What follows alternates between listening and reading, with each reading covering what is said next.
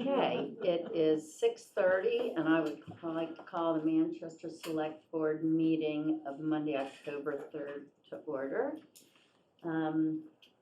Roll call vote of members present: John Round. Here. Brian Solacey. Here. Kathy Bellata. Here. Ann Harrison. Here. And Becky Jakes. Okay, first, any public comments on non-agenda items? Any hands, Greg? I don't see anything. No. Okay, none. Moving right along, we're going to go ahead and open the National Grid hearing for Pine Street joint-owned pole at, is it 0 Pine Street? What is the exact location? 201? No. It says 201 on this map, but I'm not, it's a little confusing to me. It's down, it's up by 128. Yeah, but I mean, in terms of the actual, It's a feed to 201, that doesn't mean it's at 201. right, So we kind of know where it's at. That's the nearest property. okay, all right. So why don't we go ahead and have our National Grid representative step on a podium.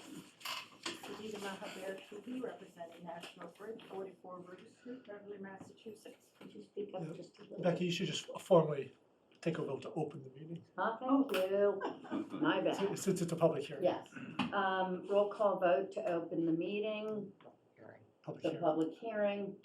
Thank you. For the National Grid joint owned pole petition. Ann Harrison? Yes. Kathy Bellata? Yes. Brian Solacey? Yes. John Round? Yes. Becky Jake says yes. Thank you. Rita Mahabir Shubi, representing National Grid, 44 River Street, Beverly, Massachusetts. This is to provide a new feed into this property. We have it listed as 201 Pine Street. Which is our transfer station. Thank you. Okay, do we have any questions from the board, starting with John Round? Give me some time frames on this. There are a few moving parts. Oh, understood. Some estimates here. Well, if this passes and the easement is signed and sent forth, I don't know whether or not the town has yet signed that easement. Then it's about 6 weeks after that. Okay. All right, and so when is all that gonna get signed? Is that like happening? We can have you sign that tonight. Oh, okay. So 6 weeks after that, and weather's not a factor of a time of season? Emergencies and whether it is what it Or is. seasonal, let's just say seasonal issues Yeah. and like that. Okay. Is this work gonna affect any other users or customers? There's nothing else around there. I know really. that. No, not that I can think of. It's just setting a pole at that location, Okay.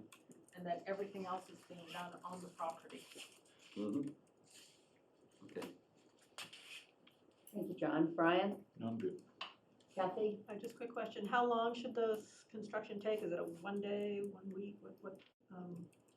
That depends on how quickly they can get their underground facilities put in. There are a few moving parts internally for the compactors.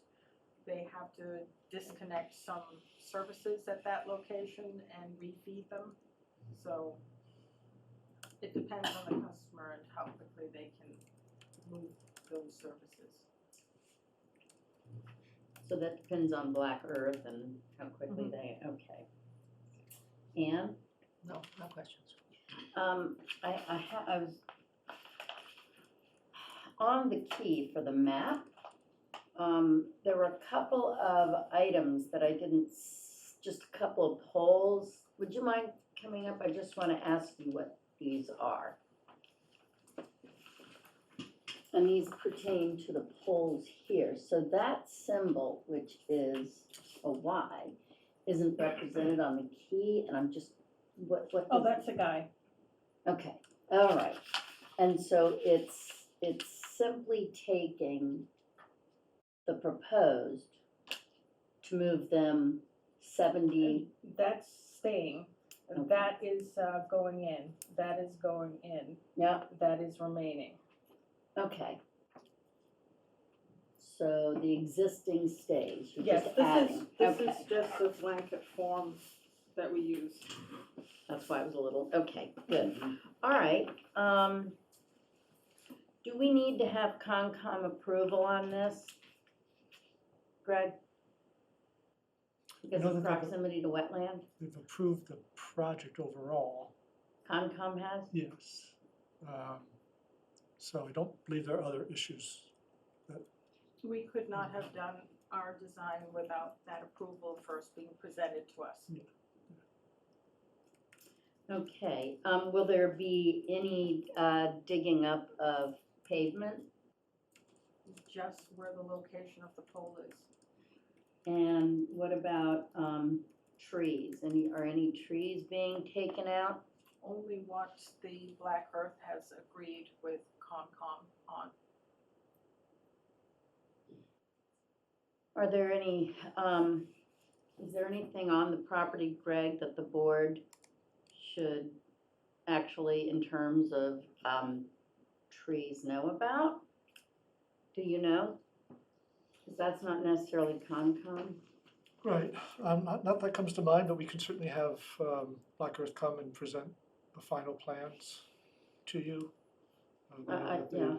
They were doing some tweaking, shrinking the footprint of the building down a little bit. Mhm. So when that's all ready, it would certainly be appropriate to have them come in and provide you just an update and an overview of the site plan. Does the board feel that is prudent, necessary, or not? John? I don't think it's, this is a pretty, distant location from where folks live. Brian? No, I think we're good. Kathy? Yeah, I'm good the way it is. Ann? Having looked at the area fairly closely, there isn't anything very nice there. We're not going to lose a magnificent oak. Okay. All right, sounds good, then I don't think we need that. Any other questions for National Grid on this? May I have a motion then, please, to approve National Grid Plan Number, I'm sorry, you should just ask for any other public comment. oh, thank you. Any other public comment? Let's see. Okay, not seeing any other public comment or any more comment from the board. May I please have a motion to approve National Grid Plan Number 303-00112 Pine Street and Verizon New England, Inc. to install one JO pole on Pine Street, approximately 2,573 feet northwest of center line of the intersection of the off-ramp to Route 128 and continuing approximately 50 feet in a northerly direction, and to ensure that any disturbed pavement is returned to original, if not better condition. So moved. Second? Okay, moved by John Round, seconded by Ann Harrison. Roll call vote. Ann Harrison? Yes. Kathy Bellata? Yes. Brian Solacey? Yes. John Round? Yes. And Becky Jake says yes. Thank you. Thank you. Okay, so we can sign that later. Next up, we have interviews for, For another 5 minutes. okay, let's go to consent agenda. Did everybody have a chance to read the meeting minutes of September 9th? Okay. May I have a motion to accept the minutes as amended? So moved. Second?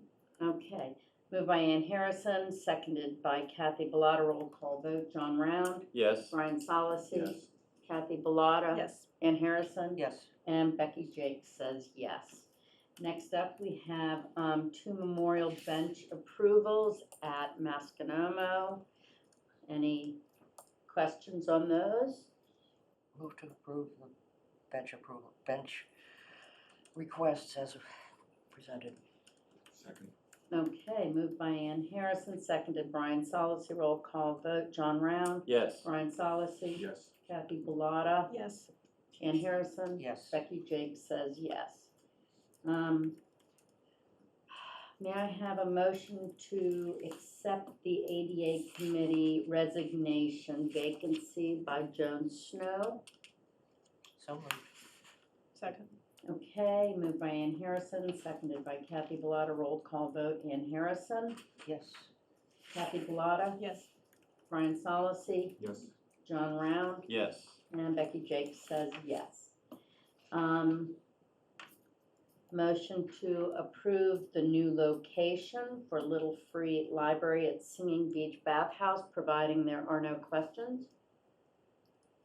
Good. This is the third location we've looked at, right? We're on number Yeah. 3? I think Yeah. we have a location. That's it? That's it. Okay, I just No, needed to be that's- clear, it's been moving Yeah. around. Yeah, Moving target. So moved? Second. okay, moved by Kathy Bellata, seconded by Brian Solacey. Roll call vote. John Round, Yes. Brian Solacey, Yes. Kathy Bellata, Yes. Ann Harrison, Yes. Becky Jake says yes. Shall we try Wobbling Goblins? Well, okay, let's go to Wobbling Goblins. Grandson's coming. Say it again. Better do it, my grandson's coming. Gotta do that. Okay, any questions regarding the Wobbling Goblin? Move to Event. approve the Wobbling Goblin event. Second. Okay, moved by Ann Harrison, seconded by Brian Solacey. Roll call vote. Ann Harrison, Yes. Kathy Bellata, Yes. Brian Solacey, Yes. John Round, Yes. Becky Jake says yes. Motion to approve the road closures for the Halloween on October 31st from 5:30 to 7:30. Are there any questions on that? Which roads? So it's Norwood the Avenue. usual, Norwood, Fine. and Brooke. Brook, Fine. and Allen, The whole area, the whole. and Todd sent a letter in. Yeah, I did. And mentioned that the road closures were a half an hour before and a half an hour after. Mhm. yeah, North Norwood, Vine, and Brook.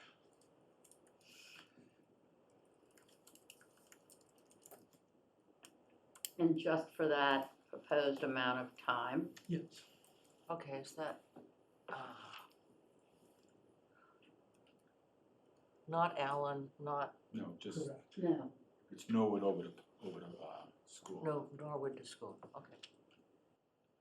And he has let, Christine. Christina Toronto Barber know, who has expressed concern in the past.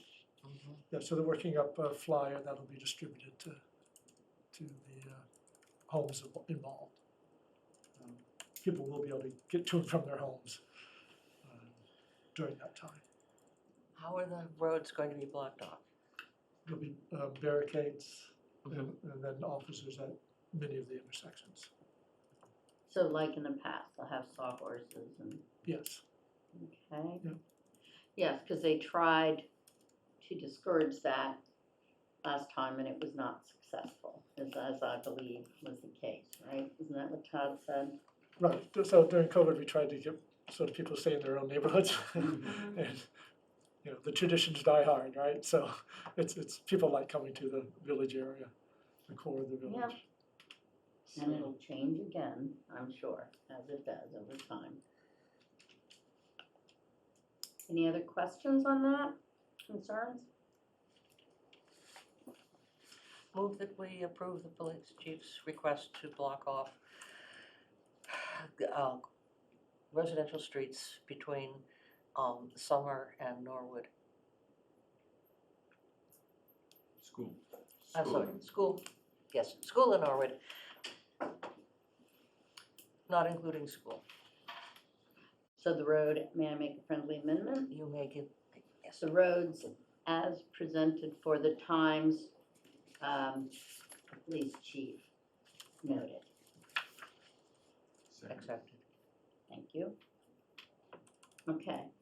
Moved by Ann Harrison, seconded by Brian Solacey. Roll call vote. Ann Harrison, Yes. Kathy Bellata. Yes.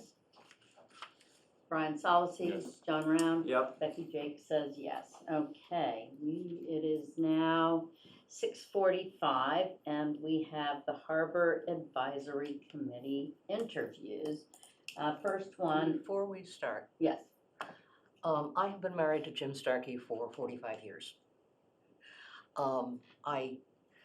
This is not a paid position, so there really is no serious issue, but for the sake of transparent, I will not ask questions or make comments, but I would like to listen to the interviews. okay. Thank you. So you will recuse yourself? is that- I'm not recusing myself. I am just not participating. Okay. Okay, first up, we have Sean Zahn. On Sean, the screen, yep. would you like to unmute yourself? Sorry, computer was a little slow.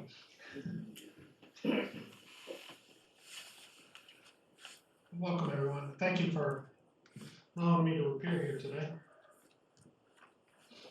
Thank you, Sean. Why don't you go ahead and tell us, we do have what you submitted, but explain, if you would please, why it is you're interested in being on the Harbor Advisory Committee.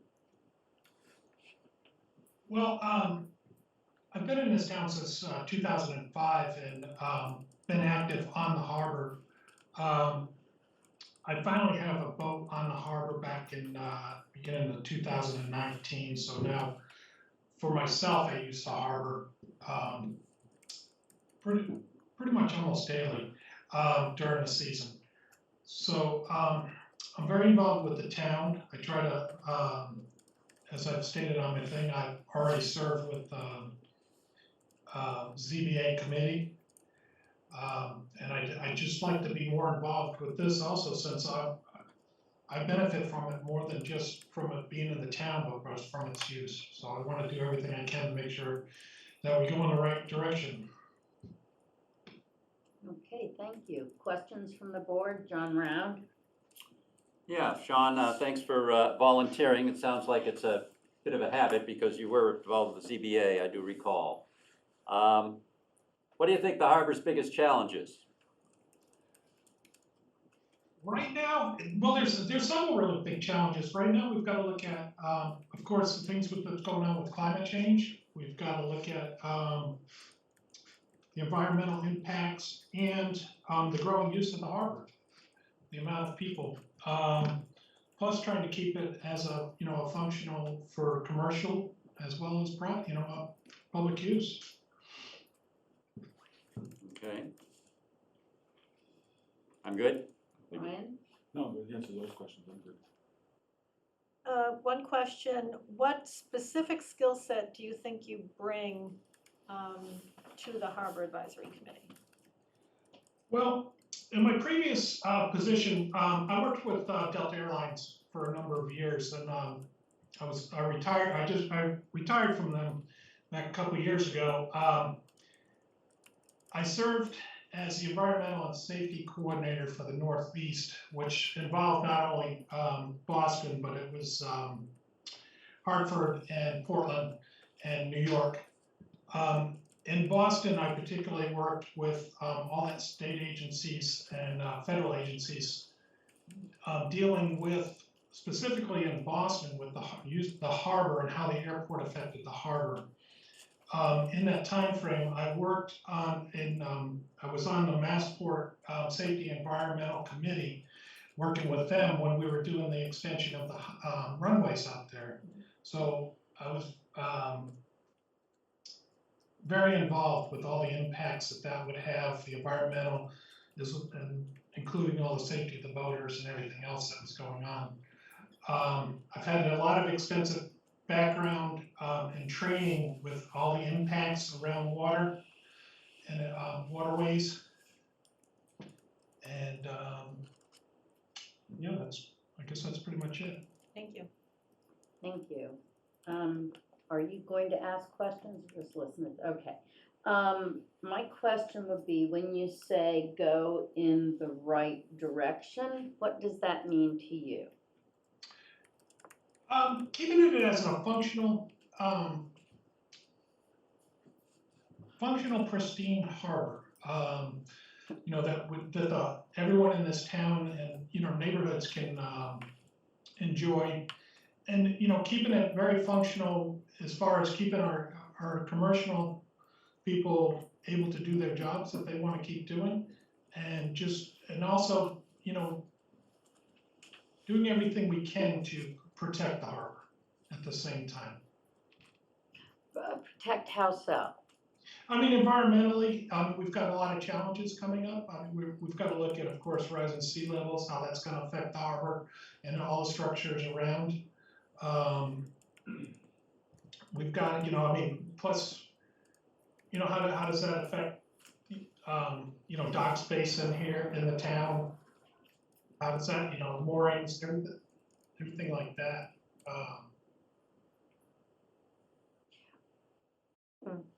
What do you find most problematic within the harbor at this point? I would say probably some of the volume that goes on in the harbor at times, volume of people.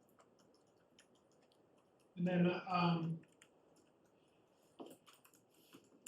because some of it is, you know, we've got such limited space too. I guess the other problems I would see is with, you know, between dock space and mooring space. You know, how do we find balances with that?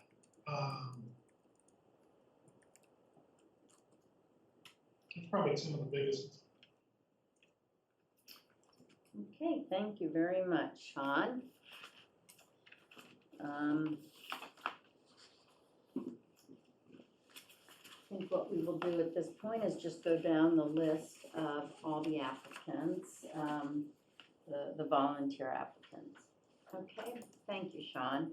Next, Well, thank you. thank you. We have Steve Mayo.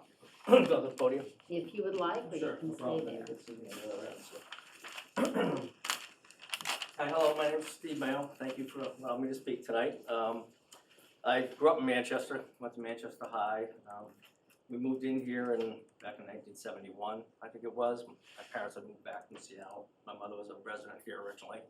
And they started me out in Manchester sailing, so I've been a sailor all my life. My father built a boat. We've been sailing a stone horse for 30 years. To his dismay, I bought a powerboat 3 years ago, so I've kind of switched over to the dark side, as he said. But I've been on this harbor for many years. Even though I have not lived in Manchester the whole time, I moved back here in 2016. I spent all my summers here, and I consider myself a boater, a recreational boater. I've been here for a long time. I know the harbor, I know the waters, and I've enjoyed it. And we have a wonderful resource here, for both the town and for the public. And I think it's important that, you know, we continue to maintain this thing, keep it safe, protect the environment, but also try to find ways to open it up to more people. And to support the commercial fishermen and the businesses in town as well. I think it can also be a good revenue source going forward. Thank you. John? Yes, I'd ask you the same question. What's the biggest problem that we're facing over the next, well, let's put a time frame on it. Next 10 years. 10 years? 5 to 10 years. The sea level rise is a big one, of course. I think another problem is being able to make it accessible to more people. We've had a waiting list that's 18 years. Now, I'm on the other side of that. We've had a mooring for 30-something years here. But I know there's a lot of people that are always dying to get moorings in town, and it's a long wait and it's a challenge. Because we have a small harbor, so it's very difficult to find, you know, locations and so forth. dealing with the infrastructure around the town, dealing with the docks. I know you've done a lot of good stuff to expand some of the docks, and I know there's plans to move forward to make more dock space. I think that's important. Mooring space is a challenge. And then, you know, safety for all the boaters that are coming and going. Thanks. Brian, Again, I've heard everything I need, yeah, it's good. Kathy? Same question. So what is it about your skill set that you think would be most helpful on the committee? Well, skill set, I mean, I am a computer science guy. I mean, I'm a project manager at Draper Laboratory. I don't have any specific skills as far as dealing with water resources and so forth, but I think what I have is experience around here. I got a practical sense. I've dealt with all levels of different levels of people and dealing with being, you know, volunteering on a church committee. I think that helps a lot as far as toughening yourself up. When you're on these volunteer committees, you get a lot of people coming at you from all angles. And I think I'm pretty good at dealing with people and having a thick skin and not taking it to heart and so forth. So I think that's important when you get involved in town committees, so.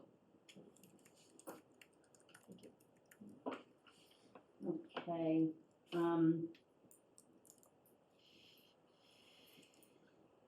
you answered the question I would have asked, which is similar to John's, but, I think that takes care of it for me, what I've heard. Thank you very much. Okay, next up, we have David Mckenna. Good evening, I'm Dave McKenna. I live at 37 Beach Street. I was born and raised in Marblehead for the first 30 years, and I spent 25 years in Middleton raising a family. We moved to Manchester about a year and a half ago. My youngest son is a senior in high school. My other two sons have completed school and live in California. For the past 20 years, I've been employed at Analog Devices. I'm the Director of New Product Development. I have a BSEE from UMass and an MBA from Boston University. In April of this year, in fact, my company, Analog Devices and Woods Hole Oceanographic Institution, launched the Ocean and Climate Innovation Accelerator. So Analog has committed $3 million over the next 3 years towards this consortium, which is focused on advancing the knowledge of the ocean's critical role in combating climate change, as well as developing new solutions at the intersection of the oceans and the climate. I hope that my monthly participation in those webinars will allow me to maybe learn something that I can bring back to Manchester and maybe the fishing, commercial fishing group here. They have drawn some strong correlations already between ocean temperature and fishing, to know what type of species they should be fishing for and things like that.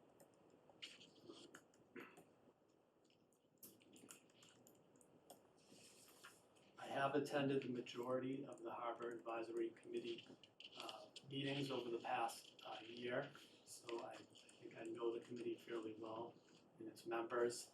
And I know they're looking for diversity, and so while my gender and my race might not be diverse, I do think I have a diverse opinion, and I have voiced it in those meetings in the past. A few examples, I guess.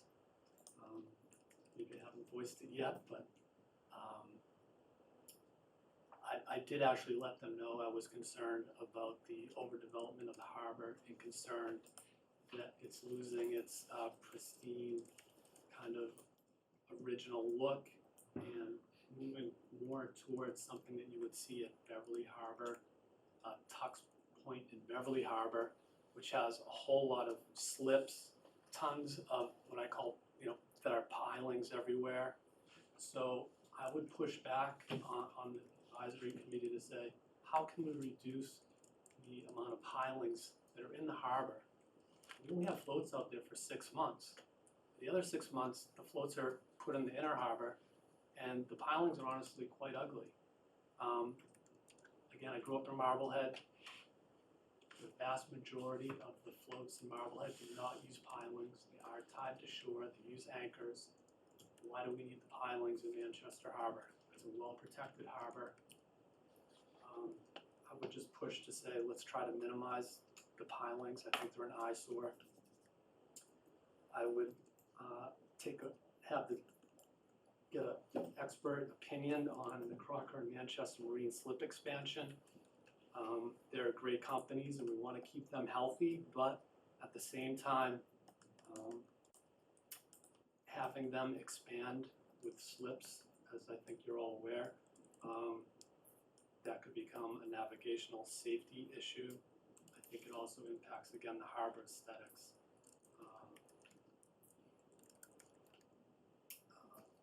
Another point I am concerned about is a harbor master's office. Again, anytime we're going to develop something on the harbor and limit views and access to the harbor is concerning to me. I think the current harbor master's office meets the needs of the town. The boating season is like 30% of the year. The harbor master's in his office 50% of that time. That's 15% of the time he needs to be in the office during the boating season. It would need to be near the harbor. And if we're talking about safety or something, I just don't see it. I don't see the data. So again, this is a different view than I think the current committee has. So I think I can bring that differing view and maybe convince some people otherwise. I don't know. I'll stop there. Thank you, Dave. John? Do you own a boat? I owned a boat. I used to trailer it and use the nice ramp here. I sold it and got a small inflatable that I now keep behind Reed's Park. Okay, well, I assume you do not have a mooring, because we all know it's a lifetime. Correct, I'm on the And you've mooring only list. been around a couple of years. That's right. Okay, so, okay, you kind of went down your list of these are your primary concerns in terms of harbor and kind of what you see. So I think I'm pretty good for now. Thank you. Thanks. Brian? No, I do appreciate you coming up with that list. Your candor is appreciated. Thank you. Sure. Two things. Once again, I'll thank you for your diverse opinions. I think when we look to, that's one of the things I'm looking for as we assemble this team is diversity of thought. Because when you get diversity of thought on a team, you wind up with a better solution than with everybody thinking the same way and groupthink. So thank you for expressing your opinion. Same question as I asked everybody else, your specific skill set, what do you think you bring to the table in this area? Yeah, in my company, I do lead a lot of meetings. I help facilitate the meetings. I'm a good organizer. I come prepared to meetings. I could take meeting notes if that's what the committee wanted, someone to do the meeting notes. I see a lot of the committees in town aren't prompt in getting their meeting minutes up and available for others to see. I would make sure that would happen with the Harbor Advisory Committee, that they'd be available 1 month after. It should. Thank you. Anything else? No, I'm good, thank you.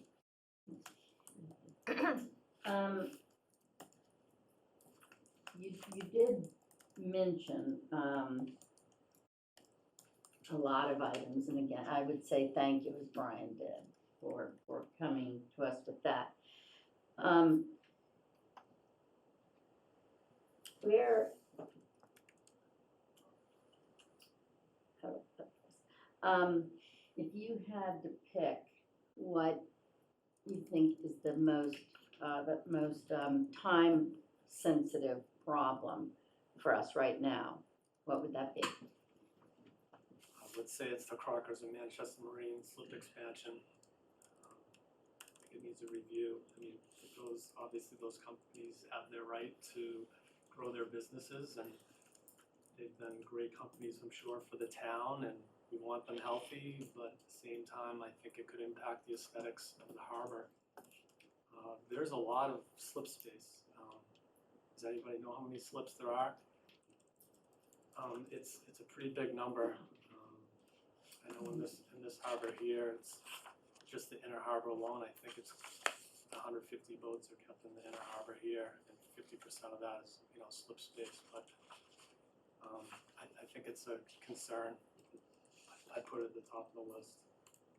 And what do you find is most critical attribute of the harbor?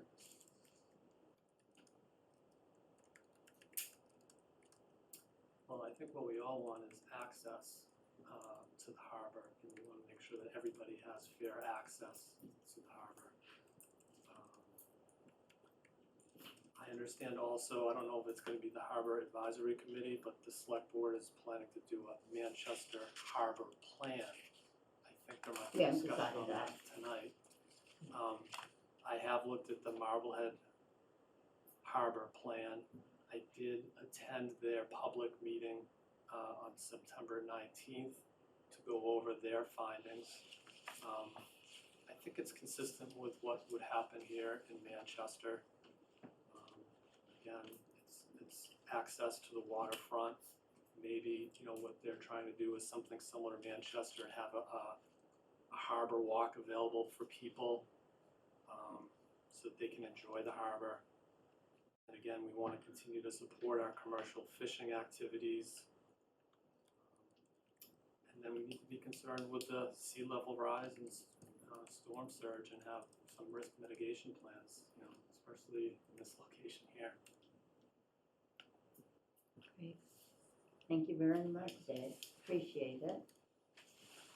Okay, next we have Skip Crocker. Skip, would you unmute yourself, please? Yeah, I'm here.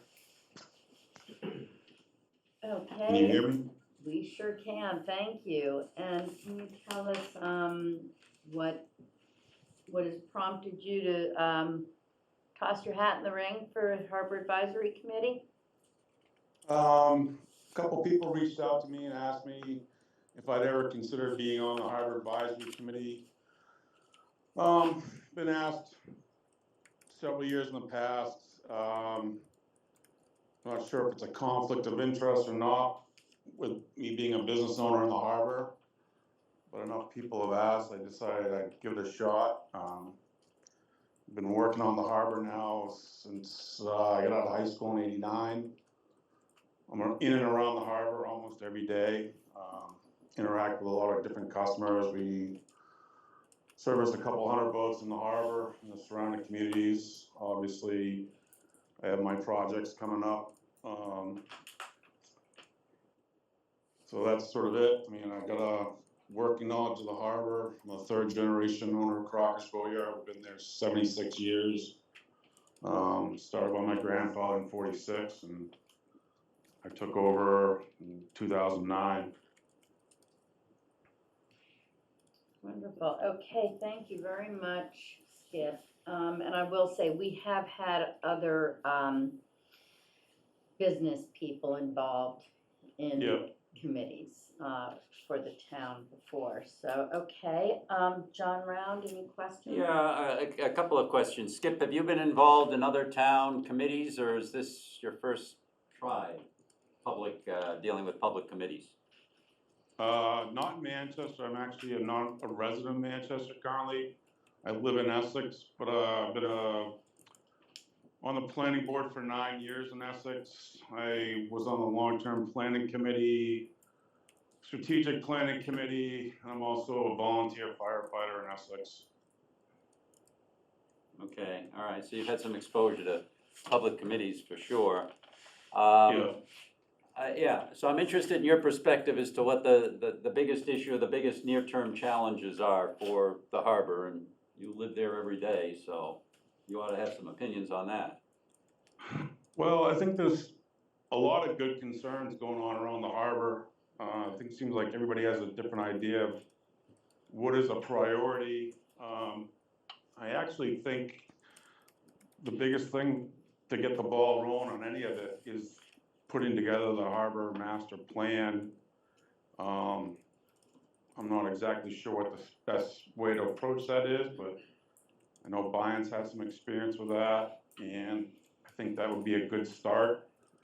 Obviously, the environmental concerns, sea level rise, climate change, harbor access, commercial, input to the harbor committee. I do work pretty closely with Manchester Marine on different things. So I do think it would be good to have, the boatyards represented on the harbor advisory committee. There's a lot of industry information that we're exposed to that we could bring to the harbor advisory committee and the town. Okay. Thank you, Thank you. John. Thank you, Skip. Brian? No, I'm gonna reserve any comments or questions at this point. Kathy? I think you answered my question that I have asked everybody else regarding skill set, but is there anything else you'd like to add specifically regarding skill set? Certainly you're a business owner on the harbor, but is there anything else in your background that you'd like to bring to our attention?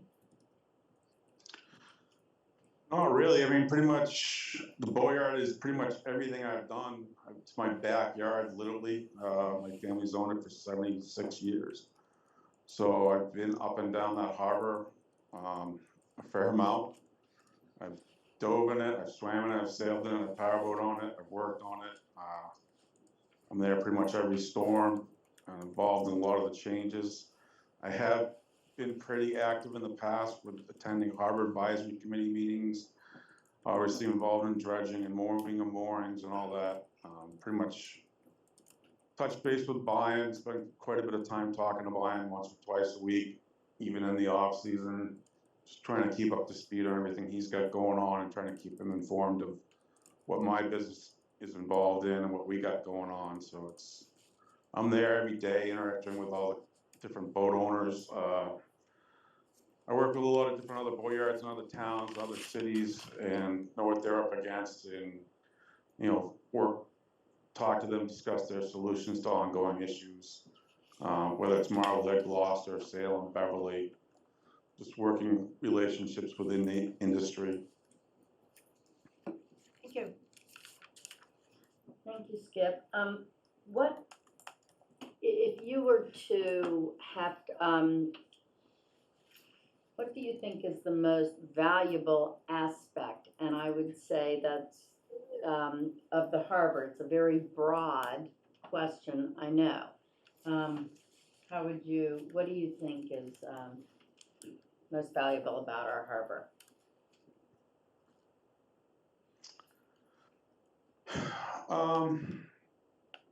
There's so many different aspects of it. I mean, it's one of the prettiest harbors, north of Boston, from Boston to Maine.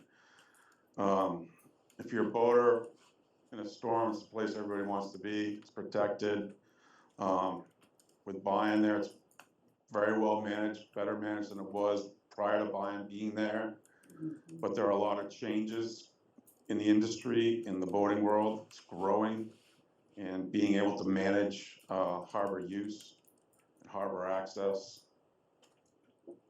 So there's a lot going on, but it's a beautiful harbor, and everybody wants to be there, so.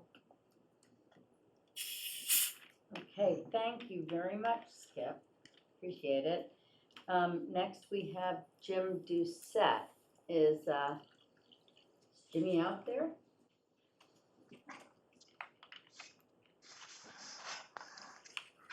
You see him, Greg? I don't see, no, I don't see him unless he's on a phone or iPad, but I don't know. Okay, Jim, if you are on the Zoom, would you please unmute?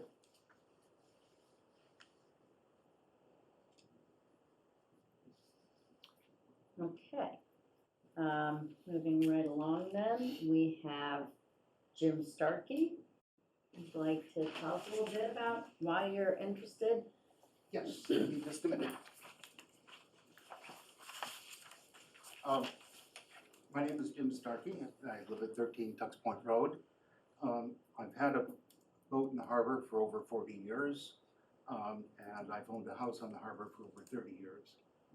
My first involvement with the Harbor Advisory Committee was in the early 1980s when we had two different dredging projects for what's now called Area E, and all the moorings were taken out.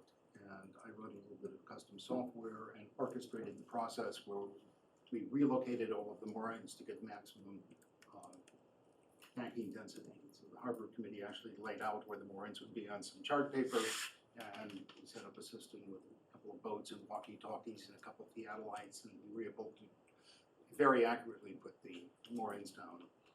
In 2010, I was appointed to the Harbor Advisory Committee, and shortly thereafter, I was elected as its chairman. The primary issues at that time were harbor administration and transparency. My term ended on the Harbor Committee with these issues still unresolved, and I did what a sailor would say, took another tack, and put together, I drafted a proposed harbor bylaw for consideration by town meeting.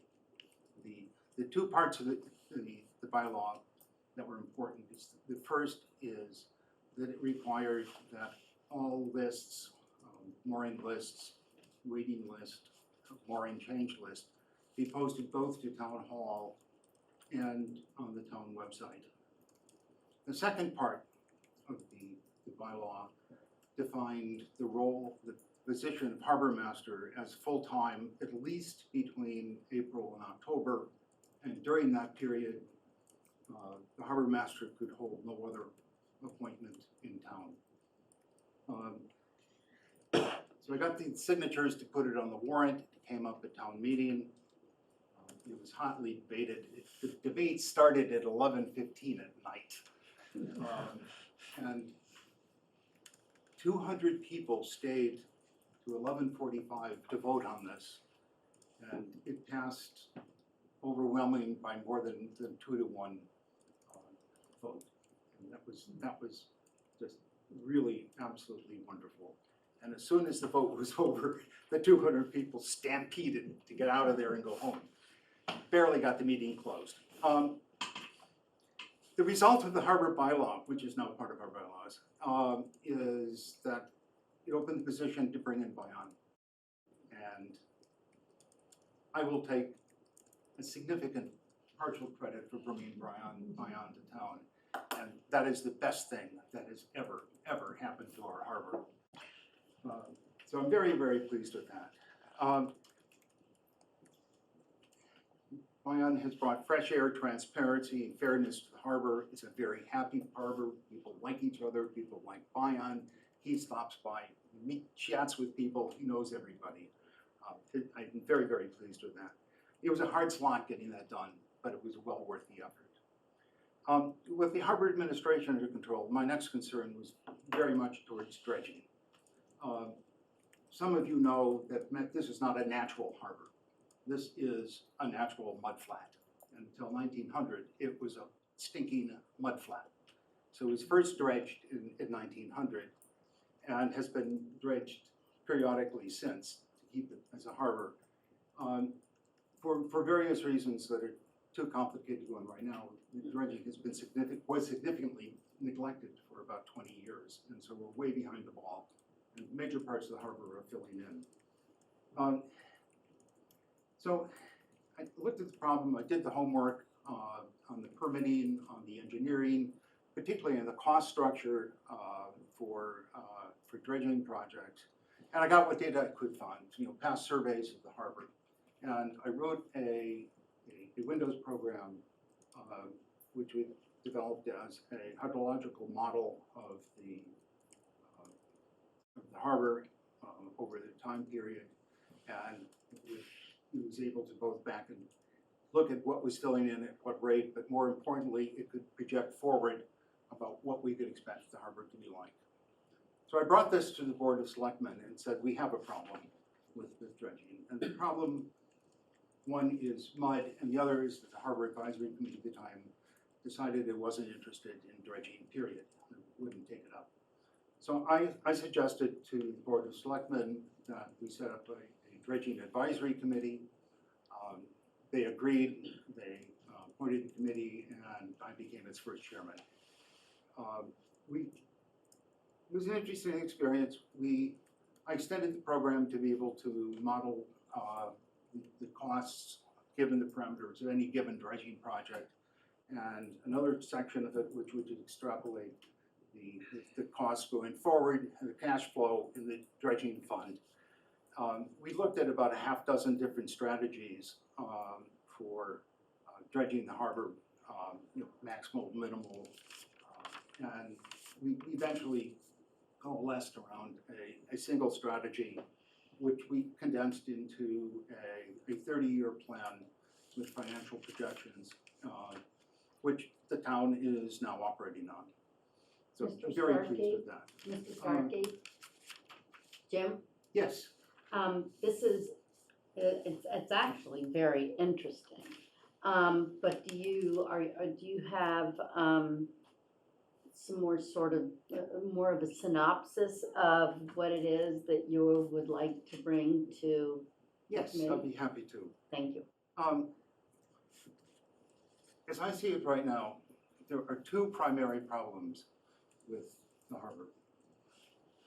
It's a lot of little stuff, but the two big ones. The first one is dredging, and the problem is paying for dredging. It's phenomenally expensive. It's on the tune of $6 million per project, and we need to do one about every 5 years. So the projections show a deficit in the harbor dredging fund by like $28 million. Not right away, but down the road. So getting that funded, but that's not exactly something that the harbor committee can do by itself. It can work with other organizations. But that's absolutely critical, because if we don't dredge, we don't have a harbor. The second is something that I think is very, very important. Sea bottom in Massachusetts is owned by the people. This kind of goes back to ancient Greece, but it's owned by the people. It's not owned by the state. And the Commonwealth holds the sea bottom in trustee for the people. And the Commonwealth in turn cedes administration to towns to manage their harbors, which is how we happen to be able to give out mooring permits. So while we have the responsibility to manage our harbor bottom, we haven't been. There are various projects going on for which we have no say. Everything's being deferred to the DEP rather than done locally. So I think we have the responsibility to manage the harbor. We don't have the tools to manage the harbor right now. And I think we need to sit down, think very hard about what the problems are, work with other boards, and come back with a recommendation to the Board of Selectmen, probably for a new bylaw, which I would like to see before the next town meeting. I think this is absolutely critical. There are two commercial projects that are currently ongoing. There's one private project. All of them affect sea bottom and directly affect land that is controlled by the town. And I think we need to have say over that. And I don't think we have it right now. So to answer your question, we absolutely need to get control of the harbor. And I have looked at a long time ago when the planning board wanted to do a harbor overlay district as part of an approved harbor plan. When I looked at it then, and I really haven't refreshed myself with it, an approved harbor plan gives you almost nothing. It's for big cities. The only thing that it would have allowed us back then was to raise the maximum height of buildings on the harbor, which is frankly not something we want to do. So I think looking at the problem is getting direct control by the town boards who actually understand something about the harbor is something that is critical to the harbor future. So. Wonderful. Thank you very much, Jim. John Round, questions? Well, Jim's Dare ask covered a just question. about everything, I think. I'm having a tough time coming up with questions, and you've had one tour of duty on this. I've had one tour of duty. And you're coming back looking for another, so. I'm coming back. I've also chaired a couple other town committees. In addition to the harbor stuff, I was the founding chairman for the Electronic Infrastructure Advisory Committee to bring high-speed internet to Manchester.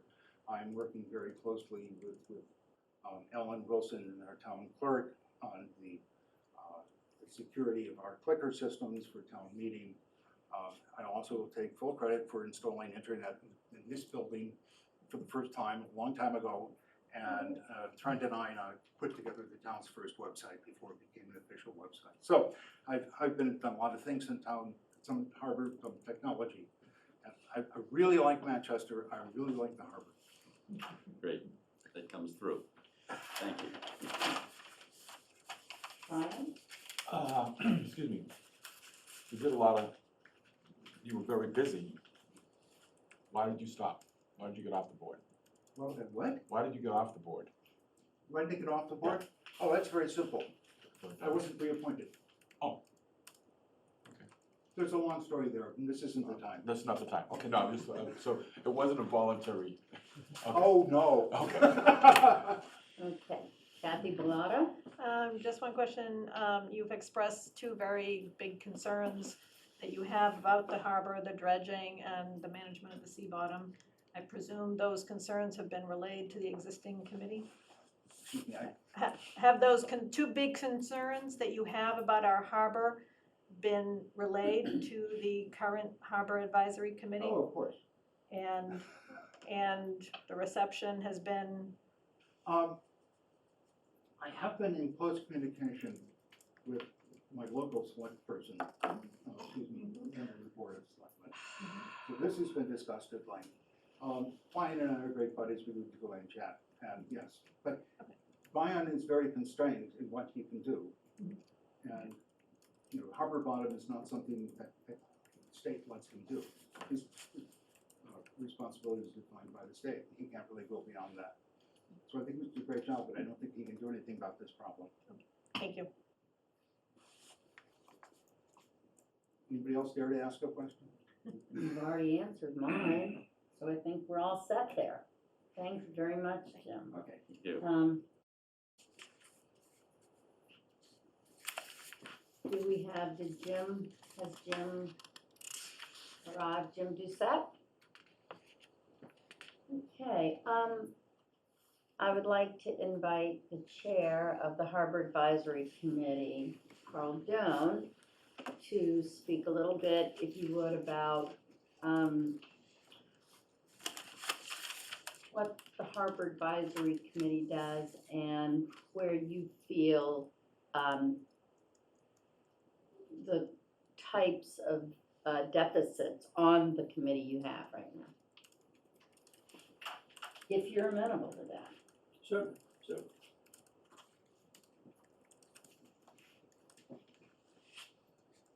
And thank you for taking on that task, by the way. You didn't ask me, but I'll do the best I can. Carl Doan, Chairman of the Harbor Advisory Committee. I was first appointed, asked to be on the committee, it's gotta be 10 or 12 years ago.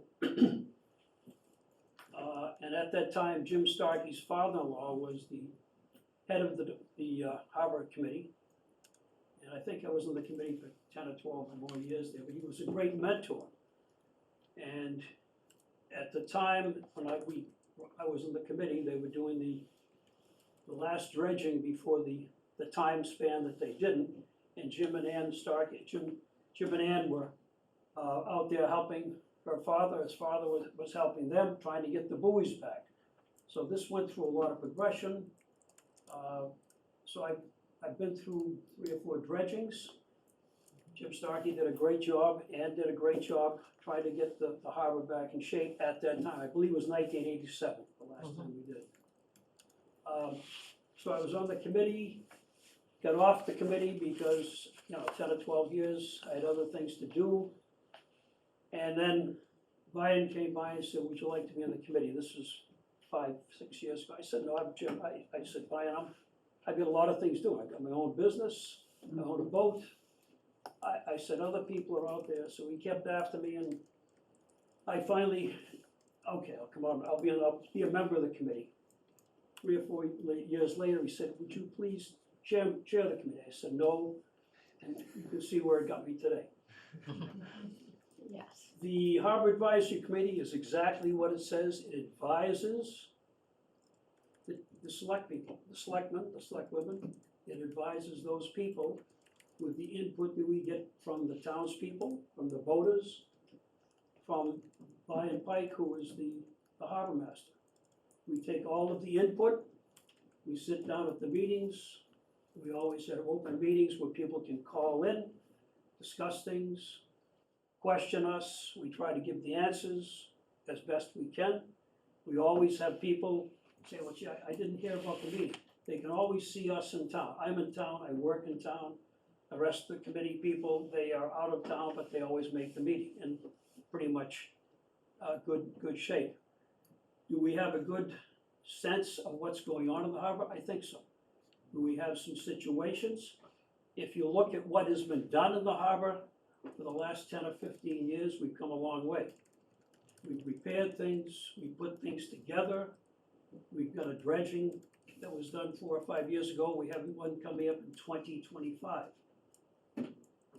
We have a deficit because in the old days, way back, the state and federal gave us 75%. 75%. So if it was 100,000, we'd only pay 25,000. State and federal, they were good to us. And all of a sudden, not all of a sudden, but over the years, it went away. And so we had to scramble to see if we can get some more money, which we've been doing ever since. The last go around with the last dredging, 4 or 5 years ago, the state came in and gave us a check for $500,000. And we had enough money, we got through, and we're in good shape. The next time, right now, Jim can back me up or give me an answer, I think we're up over 3.5 million, probably closer to 4, ballpark at this time. Do we have enough money coming in revenue? No, not at this time, but are we doing things to bring it in? We have taken the the people who are the stakeholders, who have the moorings, we push that up as far as we can. We're one of the highest ones on Cape Ann, not the highest ones in the state. We have gone in and asked the selectmen if we could assess the stakeholders an extra amount of money, so we can have more money in the pot. When it comes up, they said, sure, let's do that. And it's based on the length and the size of the boat holder, the stakeholder. We have a bond issue that is in place if we need it. It's been there for 5 years. We didn't need it for the last go around. We may need it for this go around. And Brian has said there's a waterways group that would also be available to give us money. So we've tried to put things together for the dredging. That's one of our main concerns. The environment, we're always talking about that. The town is interested in doing things with Tux Point. The last go around that we did with the dockage up there, that is all set if and when we have to take the rotunda up and reposition that. The rampway and everything else that's up there can blend into whatever the project is designed for because of the engineering work that was done. We've got all the docks in town pretty well in shape. Brian rebuilt a good number of them for short money in the wintertime with help from some of the people in the water department. He built a lot of the places up at the water department in the space they had. So the dockage is good. We have docks down at Reed Park, which bring in revenue. It's up around 15,000 plus, I think it's closer to 20. Brings in revenue that the people that work there are paid. There's students and other people, full-time, part-time. And the extra money goes into the harbor fund. So people say, well, why do you want more dockage up there going towards the drawbridge? Well, that'll bring in more revenue. Well, we don't need the docks. Well, we could use them. It's gonna bring in money, but the harbor is too busy. Well, before people would come in, turn around, and they would cause a lot of confusion. Brian has made a highway into the harbor. He's removed moorings. He's put some others in the same area. In the fisherman's area there, the moorings are fore and aft. So the boats don't swing, depending if it's east, west, north, or south. So it's easier to get in and out of the harbor. That was all done by the harbor master. Everything was run by the harbor advisory. Everything was run by the selectmen at the time. So we're working constantly to make things better. If we have a nice highway in here and people wanna come in and stay overnight and have dinner here and get ice cream and shop for their goods as they're on their way to Maine. The old days, you'd have to go to Manchester Marine, they'd say, you have to walk around to Hooper's or someplace like that to get groceries. Now they can come here and they can get their groceries. A lot has changed in the harbor, but it's still good. We've got more to do. When the ramps fell down or the stonework fell down by the lobsterman's dock, we took the canopy and moved that. We put in new stone, or old stone, refocused that. Redid the lift over there for the lobsterman. If something gets broken, it's brought to the attention of the Harbor Advisory Committee. We work with the harbor master, we work with the selectmen, and we do whatever we have to do. And it has been done. We do the right things all the time. We ask people in town, we always ask the questions, and the phone is always open on that Wednesday night at 5, 6, or 7 o'clock, whenever we meet. Second Wednesday of the month is where we have them. I see people in town when I'm working or walking around, as does the Harbor Committee. We have an open channel. People belong to the Harbor Boat Club, the Yacht Club. They work in town, they fish in town, they use the docks. So we've got a good cross-section of people. The people on the committee are varied, and that's what we'd like to keep. We're looking to get a couple more people on there. That's why we're interviewing tonight. We want something to work and do the best thing for the town as far as the harbor goes. It's a jewel in the crown. Tom Smalley used to be, I think, chairman of the Harbor Committee or worked on the Finance Committee, excuse me. This is probably 20 years ago plus, 25. The way the harbor was set up, it paid for itself because of the boatyards, the taxes over there, the people that work there, everything else was done in the harbor. I'm gonna say 30 years ago. Since then, it's become more expensive. Can we pay for it now? No. But there are different areas that we go in the state to get some money to get this thing going. So I'm cautiously optimistic by 2025 we'll have a good amount of the money. I think the state will come through and the waterways people will come through. And with the money we save and get back from the mooring fees there, I think we're in pretty good shape. There's a lot of other things we can do, but we are limited, as other people have said, it's a small harbor. But it's a great harbor, and we manipulate it and use it to the best of its ability. And we've got a taxi service, we've got 2 boatyards, we've got access to the harbor with dockage, Tux Point, the main harbor here, Town Hall. I think it's a pretty good package. And I think the Harbor Advisory Committee is doing a good job. They don't just do stuff and say, okay, it's got to be done. Townspeople, other people that work for town, we get together and then we present it to the select people. And that's what we've been doing, and I hope we continue to do that for many, many more years. Thank you. Thank you, Carl, very much. I typically, we wait to the next meeting to make the appointments. Question, I'd just like to ask Carl a couple of questions. Absolutely. All right, Carl, it's a very complete summary. I'm interested in a couple of things. One, what do you see as the near-term biggest challenge in the harbor? Because you listed a lot of problems for which you've had solutions over the past several years. But A, what's the nearest term thing? And then, I'm not sure who's on the harbor committee now, but is there any particular skill set or knowledge base that you say, gee, I wish I had somebody to ask this? And I know you've got a wide range of friends, and maybe outside of the committee you solve that, but Yeah. within the committee. So the Yeah. first question. The problems in the harbor, The number one issue that you say, this is the thing we gotta challenge, we gotta tackle over the next couple of years. I would say Sand Dollar Cove.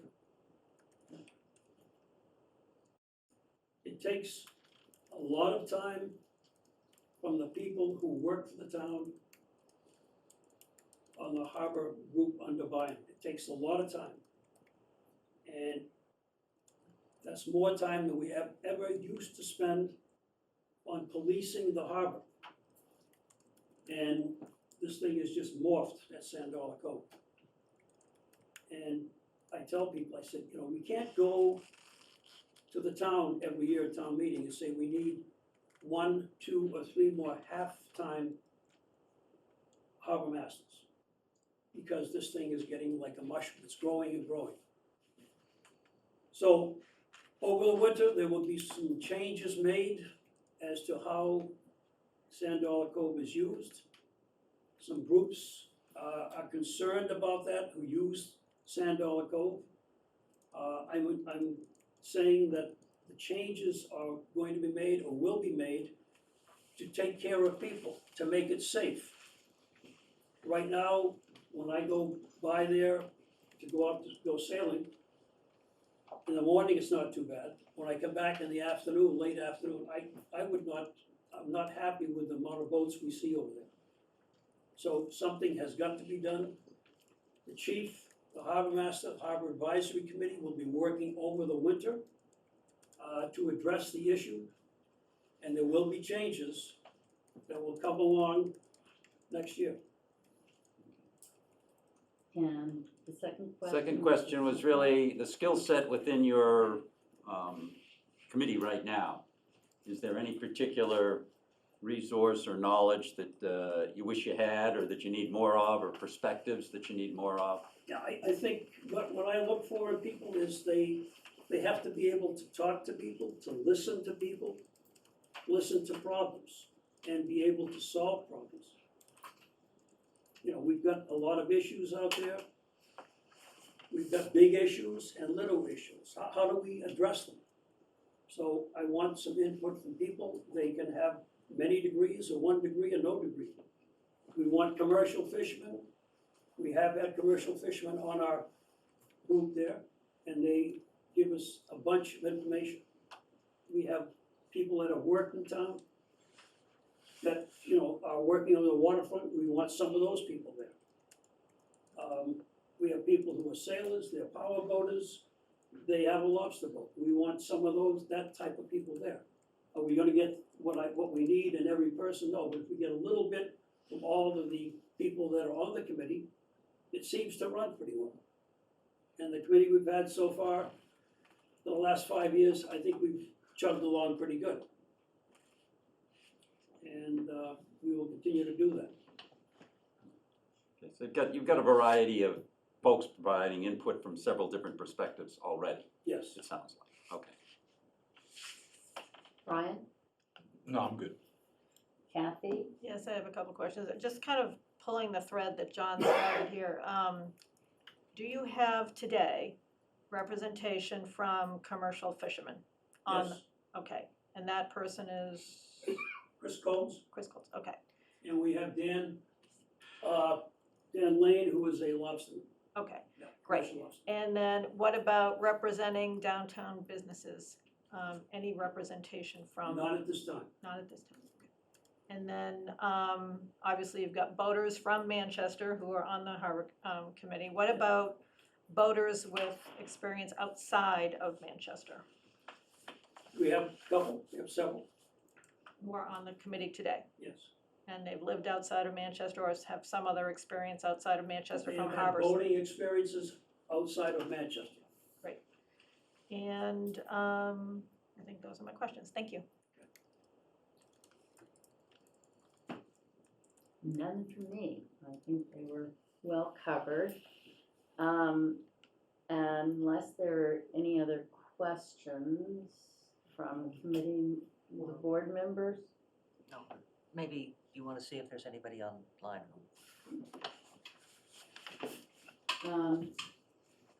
Is there anybody in the public who would like to ask a question?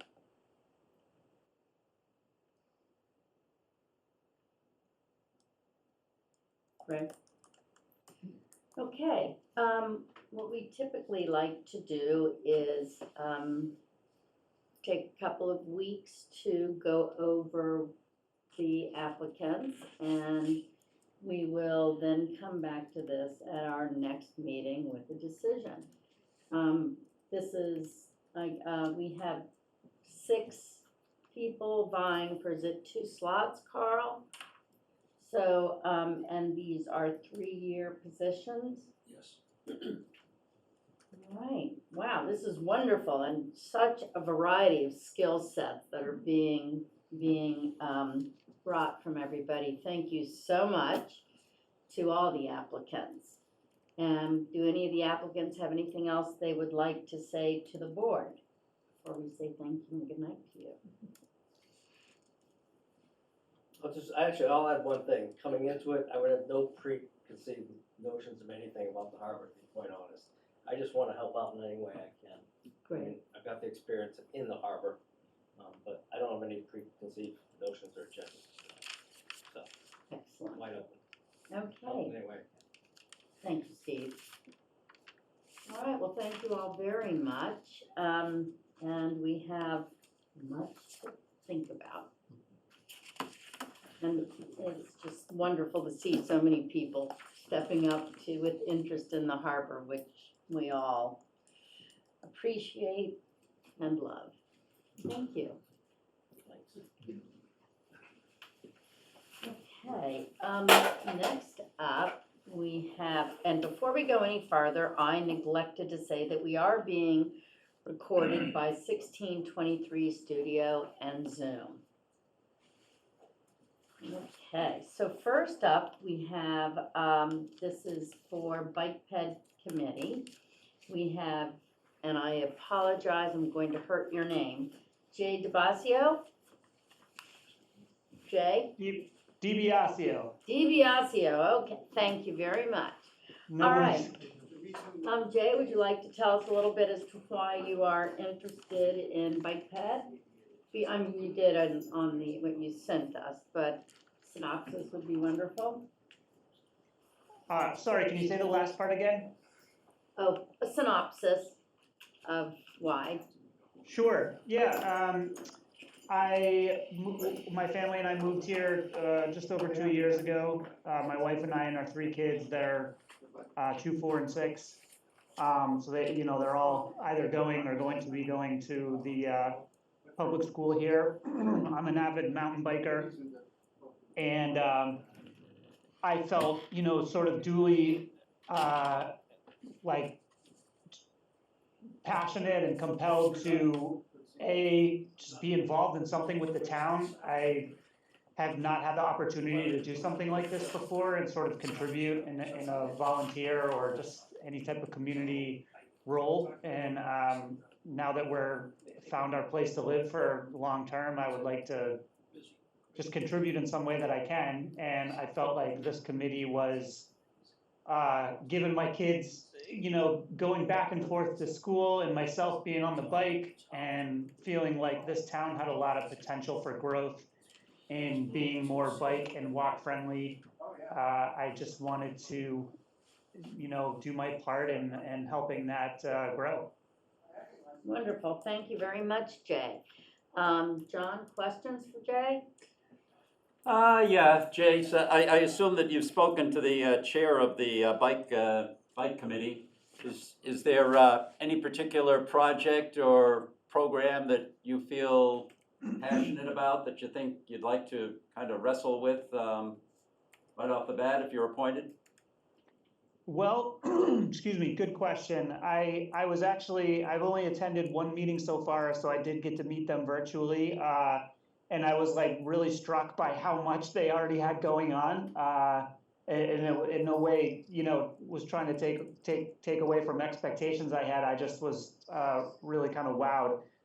But they had brought up projects happening, as everybody knows. I don't know how you're referring to it, but everything that's going on School Street sounds like it may be some degree happening on Pleasant. That being a street that I see a ton of kids on, and it just, I cringe, when I'm there sometimes, just seeing the interplay between cars and bikes. So I think, if I can do something to improve visibility or improve safety for all the kids that are going back and forth on that street, and obviously the people that are walking too. There's a, high traffic area on foot and car and bike. That would be where I would want to put my attention. Excuse me. John, Good, anything? good, thank you, that's it. Brian? No, I'm just, I'll be looking forward to seeing some of the suggestions to make this town more bike friendly. We've got narrow streets, and I'm just gonna be curious to see how we do this. Absolutely. Kathy? Yeah, I was just kind of gonna follow up on what John said. It's the Bike and Pedestrian Committee, and obviously you're focusing a lot on the biking from an interest standpoint, but also the school walkers, students walking to school. Are there other areas of town that you think could benefit from some focus for bike and pedestrian friendliness? And really, what does that look like to you? What is bike and pedestrian friendliness? Well, and again, like, I'm sort of taking, at least, initially, I would like to take like a listen, watch, and learn approach to being on this committee. Following up on what I said, I have not had any experience doing this kind of thing before, so any type of policy and changes in town, I don't know what to expect and how naive to go for, how naive like my expectations are. That being said, I think the downtown area could have some more, I don't know what to say, options, for places to cross the street safely. Maybe a bit better visibility for some of the ones that already exist. I mean, I feel like paint is peeling. I see cars blow by people waiting on the street all the time. This was a big problem that I noticed in Beverly when I lived there prior to here. And, they did some things that seemed to make it better. There were things put up at crosswalks, lights installed. We live close to the intersection of Pine and Pleasant, and I can't even tell you how many times I see people blow through there. So I would hope that there's some room to grow there. And like what I would want to see is just things that increase visibility, things that increase, people's awareness that this is not just a place for cars. Great, thank you. Anne? Okay.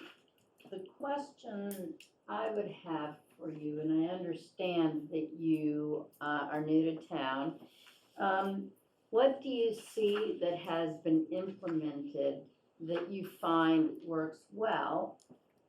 You've already talked about what you'd like to see more of, but do you see anything that Bike Ped or the town has done that to assist with biking and pedestrians? In town now? Mm-hmm.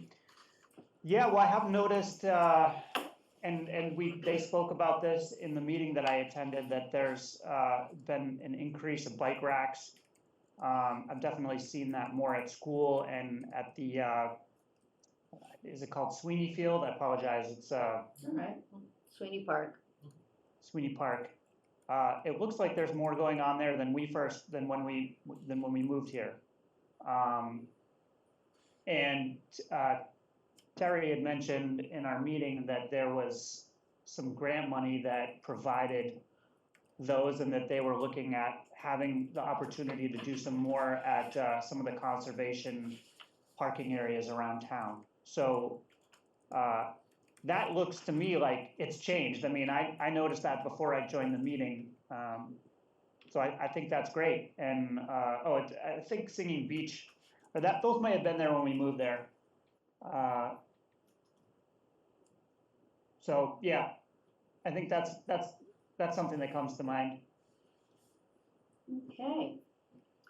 Thank you very much, Jay. Next up, we have Brian Fry. Correct. Thank you. Got one, woo, okay. Thank you. Don't let it go Hello. yet. I feel like I should introduce myself because this is my first council meeting here. I'm relatively new, similar to Jay. I moved about 8 months ago to Manchester from Boulder, Colorado, with my wife. So quick about me, currently work in public relations for a financial services company.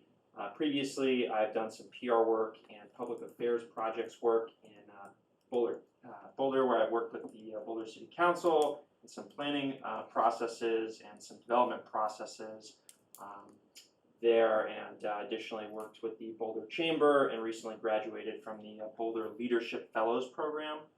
I'm an avid cyclist and a runner and just really wanted to get involved in local policy and felt like this was an easy way to get in because I saw there was some volunteer needs and some spaces available. So haven't gotten a chance to meet hardly anybody here yet or the current committee, but really excited to do so. So I've taken a little bit of look at current meeting notes from the committee and some of the work they've already done.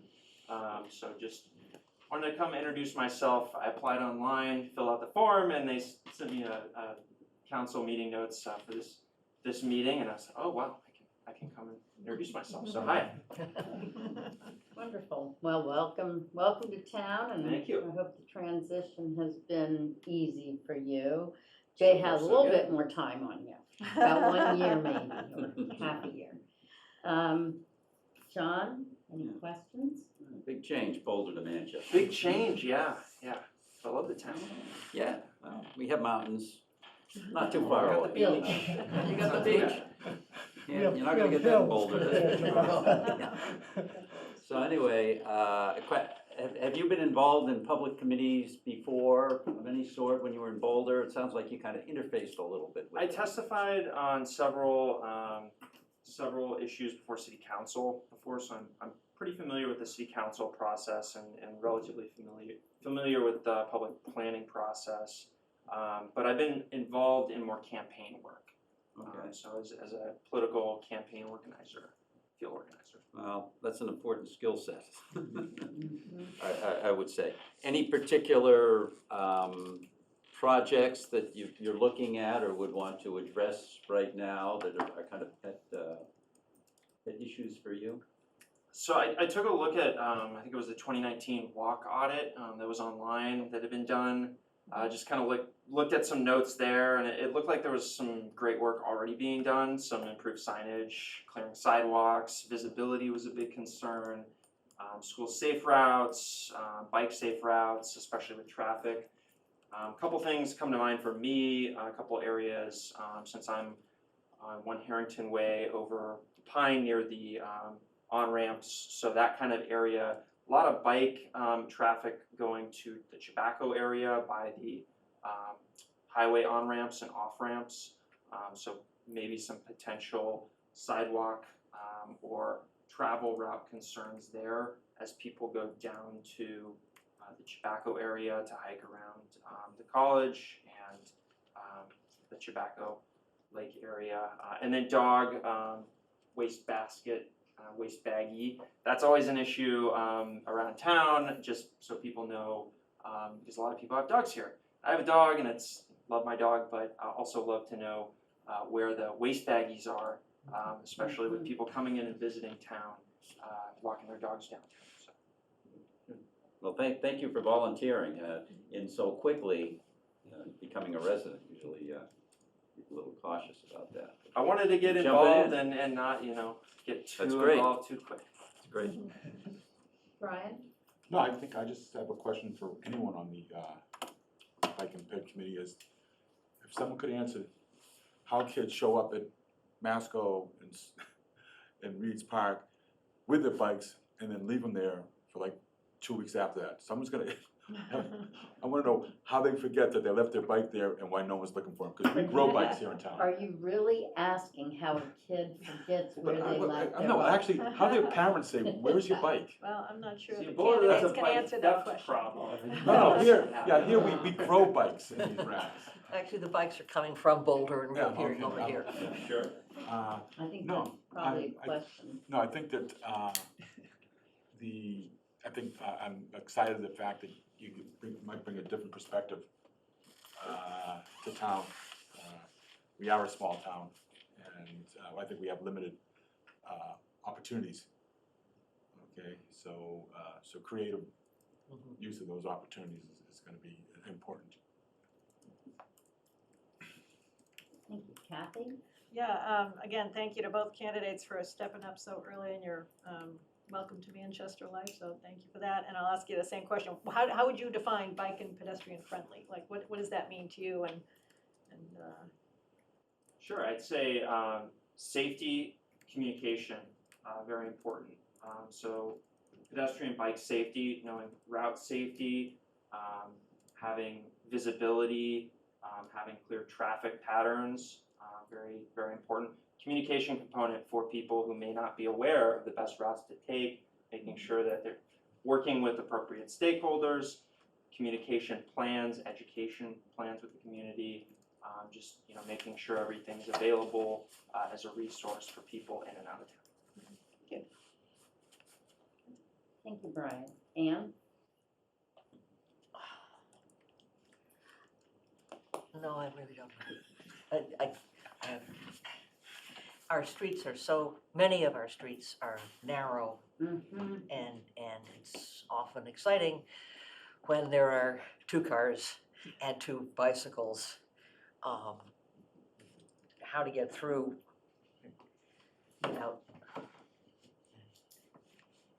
without taking over the sidewalks. So we're looking for people with ideas. Amazing. And that was actually my point. I mean, out west, they tend to be, the streets are grid fashion, very logical, nicely spaced. They're not the little cow paths that have developed into people paths. And so what would you say that in terms of ideas, flexibility of thinking, would you, or do you have experience in that? I can speak from being a cyclist and being a runner, and knowing, for example, some of the work that was done in Boulder, having clear bike and walkways. There were several mapping initiatives that were done. There were clear pathing initiatives. So there were clear outlines on maps that were available online to people, brochures and pamphlets, trail maps, pathways, so that kids, cyclists, runners, people just wanting to walk around know the best routes, safest. All right. Well, Brian, thank you very much. Is there anybody from the public who would like to ask either Jay or Brian a question? Is anybody from Bike Ped Committee on who would like to say something? I don't believe so. Okay. As I said to the last group of volunteer applicants, we usually take a couple of weeks till our next meeting. So we will come back to make a decision. Our next meeting, which is it the 17th? 17th. Monday, October 17th. Excellent. Thank Jay you all. and Brian, Thank you. thank you so much, and welcome to both of you. Thank you, guys, appreciate it. Thank you, Jay. Bye-bye. Bye, Brian. Okay, so we are a few minutes ahead of the harbor master plan discussion.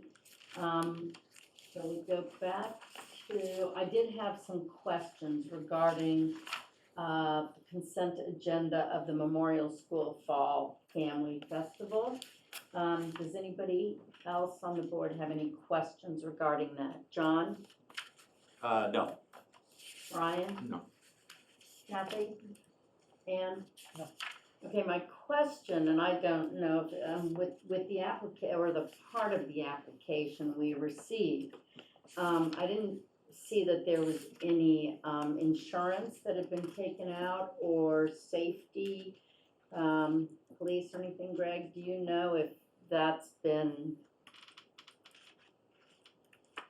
I don't know. obtained? Yeah, I'm not, I'm just quickly trying to thumb through it here. No, I don't think it.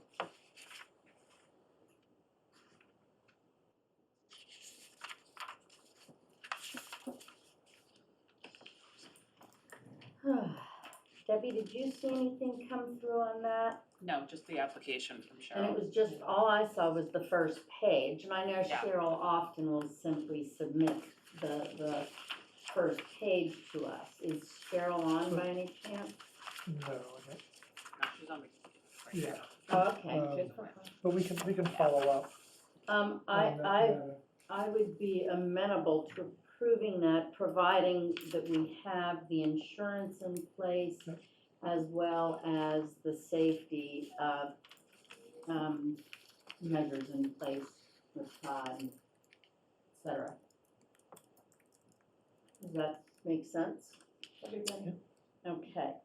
Move to approve the Memorial School Fall Family Festival, subject to their providing evidence of insurance and safety precautions satisfactory to the police chief.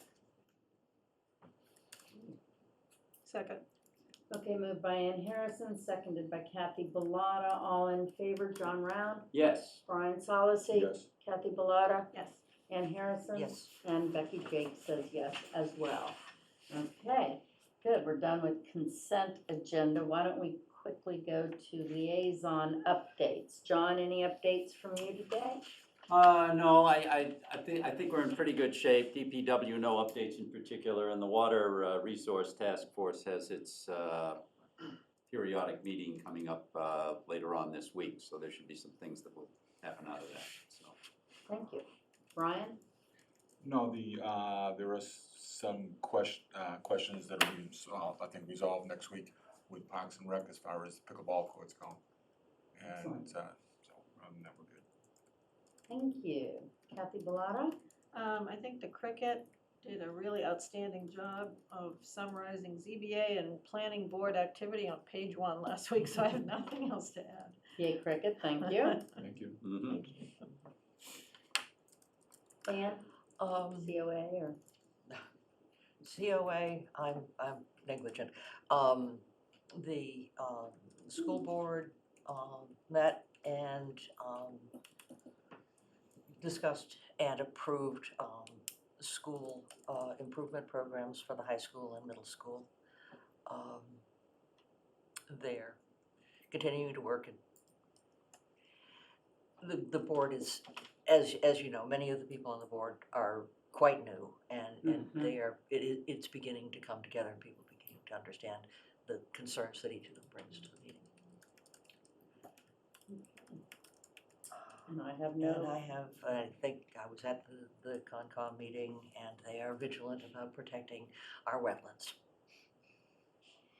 Okay, and no Board of Health update, so that takes care of liaison updates.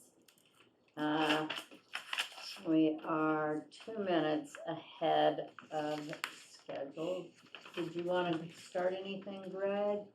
No, I think if we just sort of get ourselves set up for the presentation, that'll probably take us 2 minutes. Okay, all right, so we will be having a presentation or Harbor Master Plan discussion, and TRC has given us all a handout.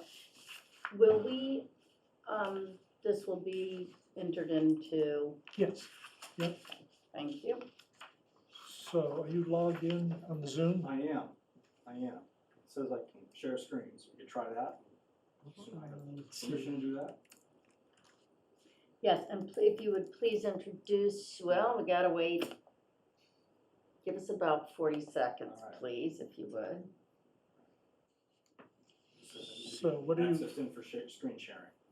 What are you logged in as? Jason Whitney.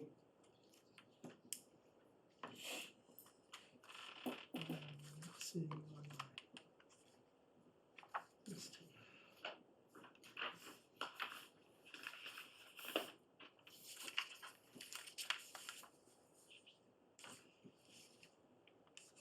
So that you're listed as?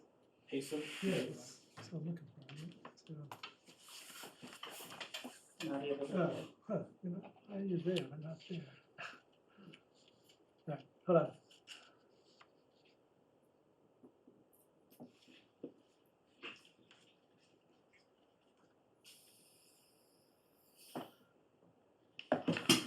You should be able to share your screen now. Sure. Any luck yet? Yep. Okay. There we go. All right, it is 8:10. If you would like to go ahead and your name. Sure. Okay, good evening. My name is Jason Whitney. I work for a company called TRC. We're an environmental consulting firm. My office is in Waltham, Massachusetts. I am here tonight representing Armin Luzon, as well as some of his neighbors.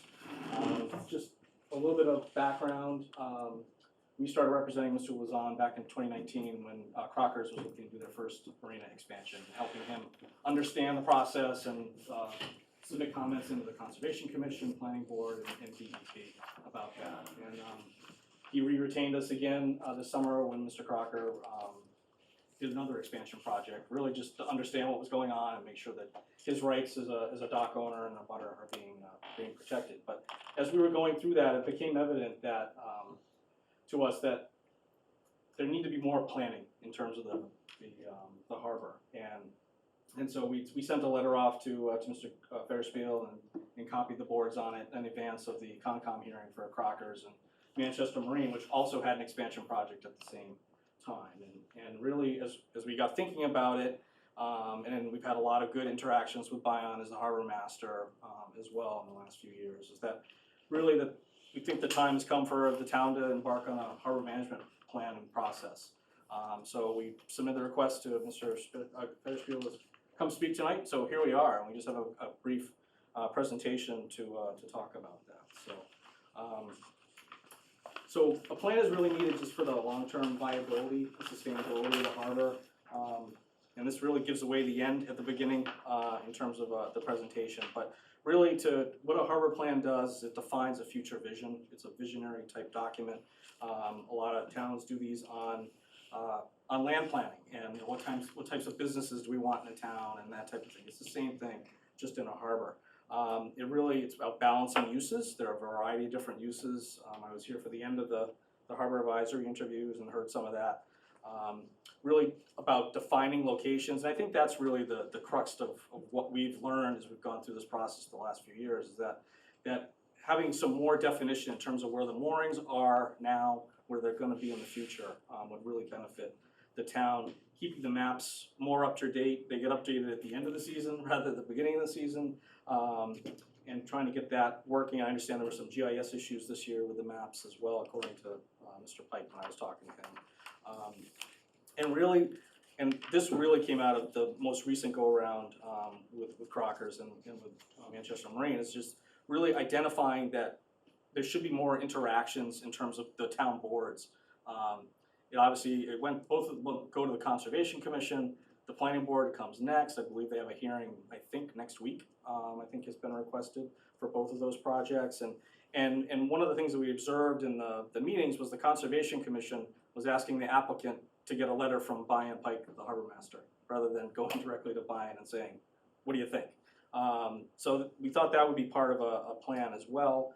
Really, obviously, it's a beautiful harbor here, and really want to protect the environmental resources that are around the harbor, and just really provide a roadmap for the harbor master and the harbor advisory committee to work through over a period of time, and then really define also a process for amending it on a set period of time. Plans change, uses change over time, and I'm a resident of Watertown, and Watertown has a comprehensive plan that defines development within Watertown, and it gets reviewed every 5 or 6 years, and it's actually going through a comprehensive review process right now. I actually sit on the planning board as well in Watertown. So So we kind of implement that, that plan.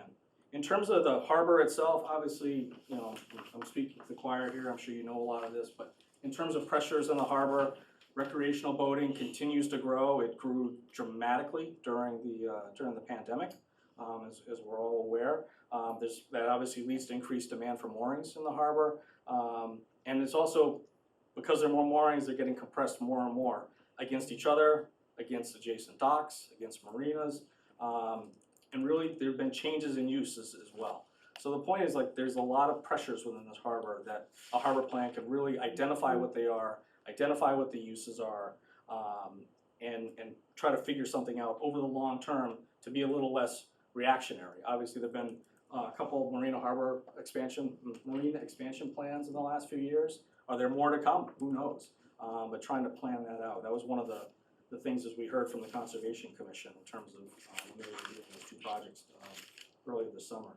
And then obviously climate adaptation and resiliency. You know, the sea levels are rising. There is some need for being able to adapt and to be more resilient as a harbor going forward. So just as examples, you know, harbor plans are not an unknown thing in Massachusetts. There's two ways that harbor plans can be done. Both, you can get advice from the Coastal Zone Management Office, with the State Executive Office of Energy Environmental Affairs. There are local plans, which is the local body does the plan themselves. There are a number of towns on the North Shore here, Rockport, Newburyport, Salisbury, that have those plans. You can see the other list of other towns within the Commonwealth that have them. And then there's state-approved municipal plans, which that's really working hand in hand with CZM. That allows you, if you so wanted to, make changes and adjustments to some of the things that are in the Chapter 91 regulations. You have to go through the state process with that. But obviously it's a state process, so it takes longer. You don't really control your own destiny as much as you would with a local plan. And there are a number of state-approved plans here. I've got an example that I can show you for one piece of it. But really the process, it's like anything. Identify issues, establish goals, define your objectives, and then come up with your actions to do that. And obviously, you want to assign actions too, and really look at, you know, is the Conservation Commission responsible for a piece, or is the Conservation Commission and the Harbor Advisory jointly responsible for certain pieces? And it's obviously a process that it takes to go through this. So I just pulled out an example from the Nantucket's harbor plan. It covered a lot of different areas. I pulled out one about harbor operations and safeties and moorings, because that's really what brought Mr. Luzon and I here tonight. I'm just thinking about those expansions over the past few years. Is really what Nantucket did is they went through their process. Is they had their subject, they had a goal of, you know, in terms of harbor operations, about having a boating environment that's safe, it balances uses, it maintains the character of Nantucket Harbor. Many of us have been there and know what that is. There are obviously a lot of natural resources around that harbor too.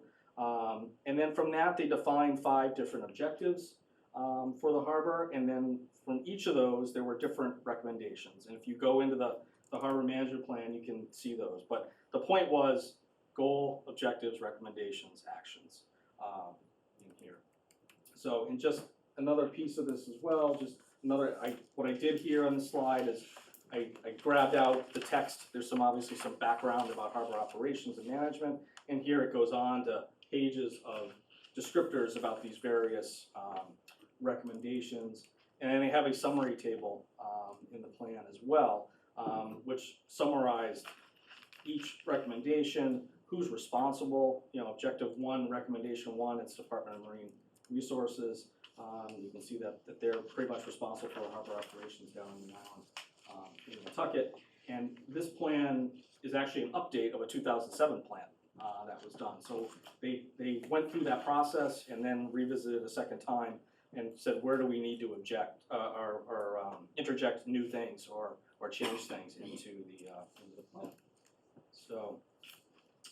So in summary, I said I was going to keep it brief. I know we only have a short amount of time, and you want to have some discussion here this evening as well. You know, really, in terms of, as we look at this and our thoughts for the town is really we would think about using the local process, control your destiny rather than the state process. Maybe eventually embark on a state process. Retain an experienced harbor plan consultant. There are a number of them out there that do this work. The Urban Harbors Institute has done a number of the plans within the Commonwealth for municipalities. I've been trying to get in touch with, Rich Delaney was the executive director of that for many years. He went to the Center of Coastal Studies and since retired. But there's some other individuals down there as well. Jack Wigan is one of the professors. He's like a senior fellow down there at this point. But they're a really great resource in terms of harbor management planning in the Commonwealth. And then really just, you know, so what we would like to see is the town embark on this process and with a goal of trying to spend the year 2023 figuring it out and then into 2024. And so you have a plan that's ready to go by the boating season of 2024.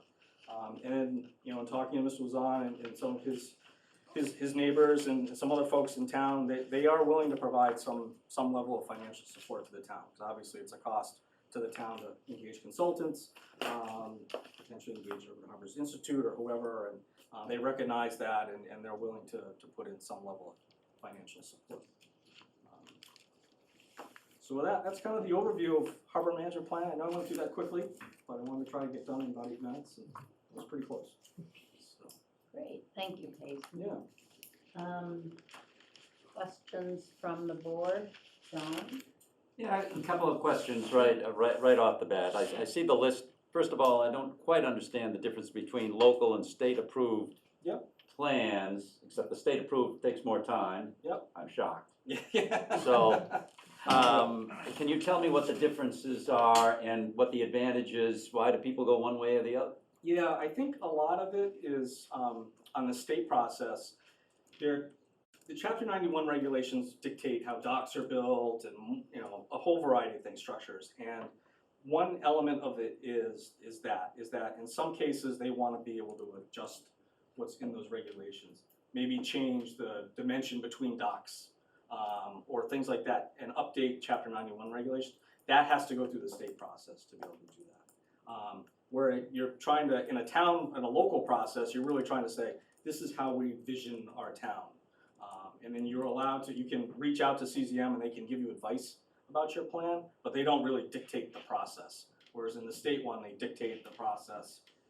There's a lot more state-run public input, you know, it goes into the environmental monitor, those types of things, where a local plan would be more, it would happen at, you know, a committee like this or the committees that you were just interviewing folks for, and then it would be more of a locally public process.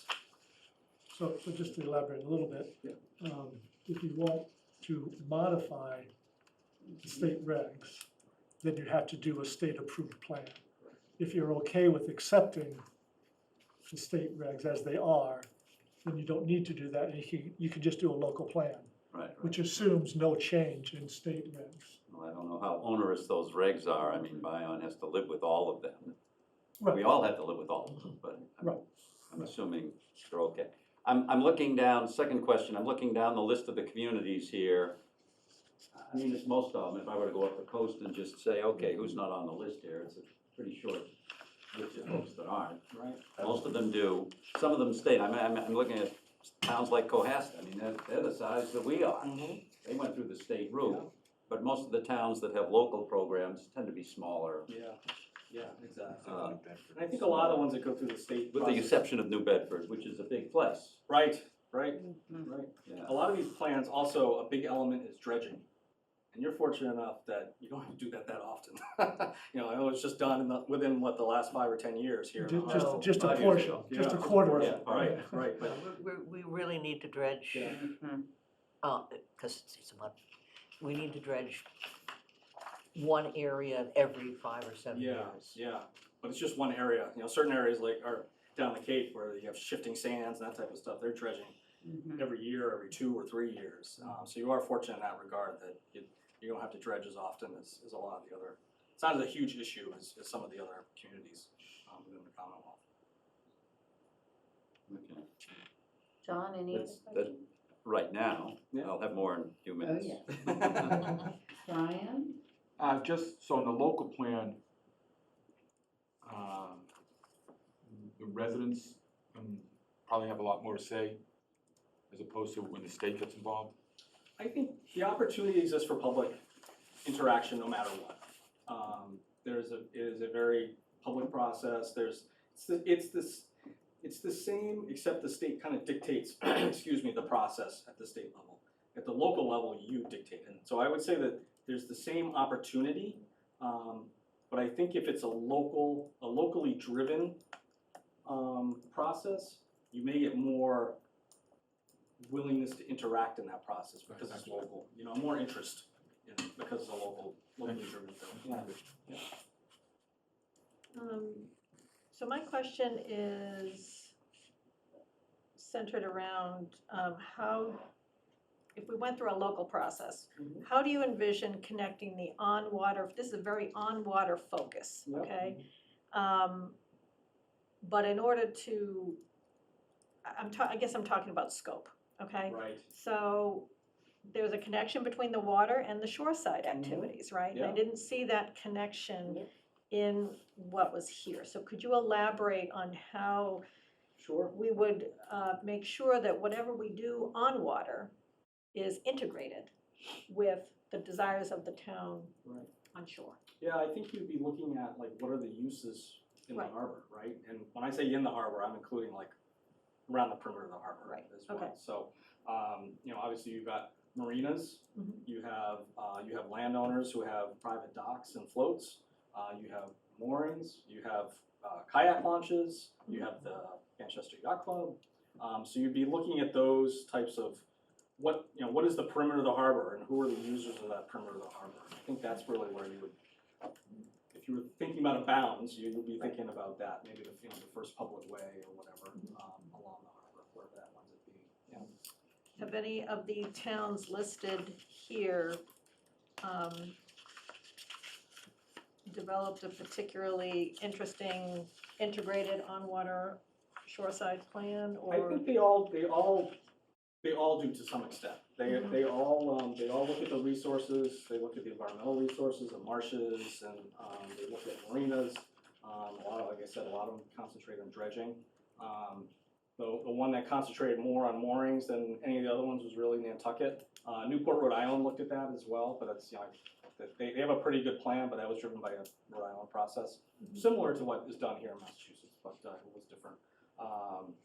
But I think they all do. Some of the towns also, if you think about like Beverly, Lynn, there's what's called designated port areas down there as well. Yep. And that's another reason you go through the state process as well. If you want to change the DPA boundaries, that would have to be through the state process. So. Thank you. I just had a kind of follow, well, couple of issues. First, we have a town master plan. Okay, now, a lot of this dovetails with that. And the master plan touches on much of this because it really only goes to the water's edge. Right. And that's about as far. Yep. But some of that, do most of these other plans, I assume many of the other towns have master plans. that have to Most be- towns do right now, Okay. So it's So, all how you want to interact, I guess, Right. the plans together, yeah. and my second question is, this says harbor plan. But I've looked at some of the other plans, and of course, they have big marshes, they have beaches. When people think harbor, they don't think beach. Right. Okay? That becomes part of the scope of this, or that's totally up to us? It's totally up to you, yeah, and that's one of the benefits of doing it locally as well, is you can really define the breadth of it. Or the narrowness, however you want to define it. No. We may want to do a harbor plan, or we may want to do a waterfront plan. Yeah, maybe there's a different terminology. terminology. Different terminology, because harbor really tells you Very something. subset. Tells you Yeah. something. Ian?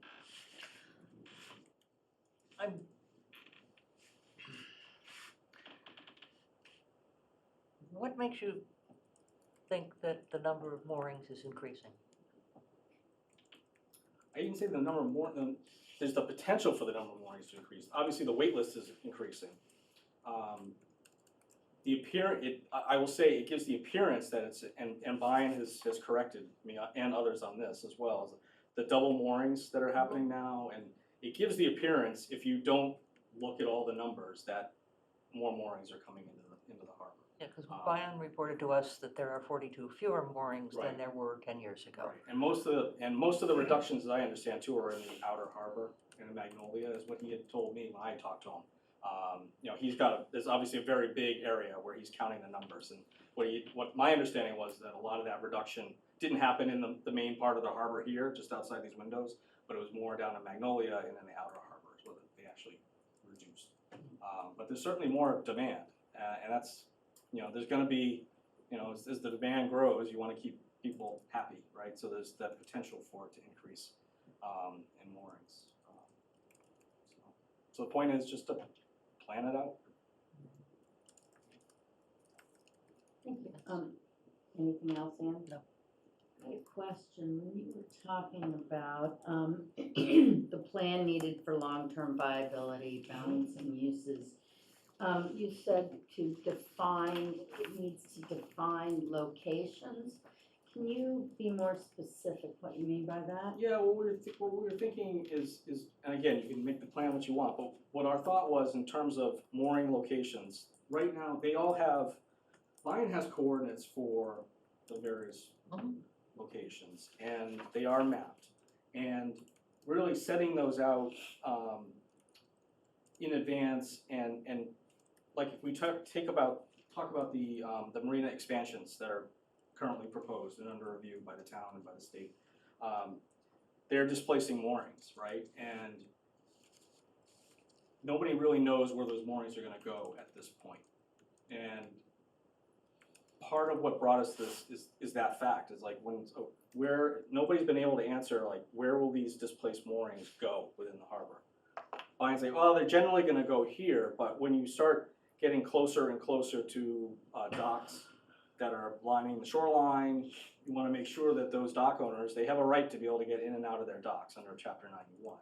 And really just planning that type of thing out and saying, these are the zones, this is the perimeter where the moorings are gonna go, these are where the designated fairways are gonna be for, you know, if we have a stretch of the shoreline that may say it has like 4 or 5 docks along it, really planning out, like, here's the channel, how people can get in and out to those docks so that the moorings are in the right locations to allow that to happen safely.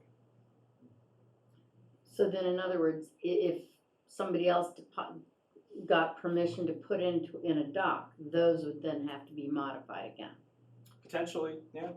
Or you're planning that out saying they have the rights to do a dock up to this far offshore, and that's part of what you would look at, is you look at, you know, what's licensed in the harbor, what's not, what exists in the harbor, and where. And then really, how does it all interact? So it's like I said, it's a balancing of various uses, and, you know, people that have docks, that's a use as well. So do you say set a goal of plan completion and implementation before the summer of '24? Is that reasonably doable? Under the local process, I think it would be, yeah. It would, you know, we certainly couldn't sit around and wait a while to start. You'd want to be hitting the ground running when the year turns, or shortly thereafter, and give yourself that year to do it. Because if you think about it, the boating season starts in, we'll call it April or May. So if you give yourself, you know, 12, 15 months to get through that process, obviously you have to find a committee and get people put on the committee and do the interviews that you did this evening. But I think on a local basis, if you set a goal, you can achieve it, you know, or you get pretty darn close. And by having it, you know, we talk about setting goals. We're doing annual reviews at this point. I'm doing goals for people, and SMART goals, you know, specific, measurable, actionable, reasonable, and time-bound being the last one. So, yeah. Okay, thank you. You're welcome. Does anybody else have a question before we open it up to public? I would like to ask if Bion is on. I don't think he made it tonight. I'm sorry? I don't think he made it tonight. Okay. Is there anybody from the public who would like to ask Mr. Whitney any question? Hi. Right? Yes, please state your name and your address. My name is Armin Luzon. My address is 8 Norton's Point. I've been a property owner there since 2008. I'm one of the people that hired Payson. And I did that because I'm in a butter to Crockers. I have a professional relationship with Skip, and I also am in a butter. And with the proposed changes that he made in 2019 and this second one, I don't have a professional background in harbor management. So I went out and hired somebody that does, advise me as a property owner. And I've gotten educated as a byproduct of hiring Payson on much of what Payson just touched base on. My background is I run companies, manufacturing companies, problem companies that are broken for private equity and hedge funds. And every company that I've gone into over the last 25 years that's broken, more often than not, they lack a destination. And when I talk about destination as a long-range plan and what the effects are going to, what the effects decisions you make at the time and what effects that has on the business long-term. Without a long-range plan, you can't understand the consequences of the decisions you make incrementally. And more often than not, they get into trouble. So I'm a proponent for putting a master plan together here. And that's where the thoughts came in with Payson, a couple of my neighbors. So, and I think we could go out and, pass the hat to help raise some money to help pay for this, because this isn't free. But as a homeowner, the taxpayer obviously, and a dock owner, and a boater, I think it makes a ton of sense to have a master plan so we understand the long-range plan of what this beautiful harbor is going to look like, because it is a jewel. And I'll close my comments with, I listened to the last two Conservation Committee meetings, August 4th and August 30th, and your chairperson for the Conservation Committee said it best in the last meeting. He said, could we, with these proposed expansions, be at a tipping point? If we had a master plan, we'd know if it was a tipping point, but we don't. We have no idea. Thank you for the time. Thank you very much. Anybody on Zoom who would like to speak? Nobody? Not yet. Okay, well, a lot of very good food for thought, and very appreciative. Thank you. Thank you for listening. It's very good, and I agree with a lot of what's been said. Very good. So thank you. Any other comments or questions from the board? Greg? Do you have a general sense of cost? I don't off the top of my head, but it's certainly something we could look into. Like I said, I've been trying to get in touch with Mr. Wigan and some others, and we can try to get a sense for that for you, and just shoot you an email, just let you know. Yeah. Great. Yeah. Wonderful. Again, thank you very much. Thank you. You're welcome. Have a good evening. Thank you for your time. Thanks. Thank you. Thank you very much. Yep. Okay, so we have 3 minutes before we go to the zoning changes review. So I'm sorry, just to close out that last agenda item. Yes. I'd like some clarity on what the next steps are. We heard a great proposal, some great ideas. What's next? Good point. Who's got the ball here? So if you feel it's a worthwhile endeavor, that would be step one, is to make that decision. Let's assume it's yes. Yep. Then we need to think of how we fund it and who's going to run it. So that can be a task force. You could create a special task force like you did the water protection task force. It could be something along that kind of model. So I guess what I'm asking is, would it benefit us to just have that discussion right now? We've got a few extra minutes before the next agenda item. Is there anybody who believes it's not a good idea to have a harbor master plan of some sort, or do we not want to have I that discussion? personally would like to have both the harbor master okay. as well as at least the chair of Harbor Advisory Committee here. I would like to have their input, because I'm sure there are a lot of aspects that we are not even aware of. So It could, doesn't make sense. I think in general, both of them would say yes, they would be supportive of moving forward. Yeah, but, and as you also mentioned, also want to know kind of what the cost issue is. Right, so we will have to budget for this. And how much you can get in outside money, so where you're at with that. I mean, I did see one article, and I was on the internet looking at various programs, and there was some that were in process, and there was one town that said their share was $30,000. Now, I don't know what they got for, was it a matching 50-50 or what the deal was, but they said they were paying 30. Can't remember which one it was, but it's one of 4 that I looked at. I can go back and see. so if I could propose some next steps, just, I think we probably have, if I were to take the temperature of the board, it's more positive than negative for moving forward. And my expectation is that the harbor master, and I agree with you, the chair of the harbor advisory committee should put their heads together and come up with a, set of next steps for what we should do. We shouldn't have to do that thinking, they should be doing that thinking, and we would approve or adjust their expectations. And however quickly they can do that, that's how quickly we can move forward.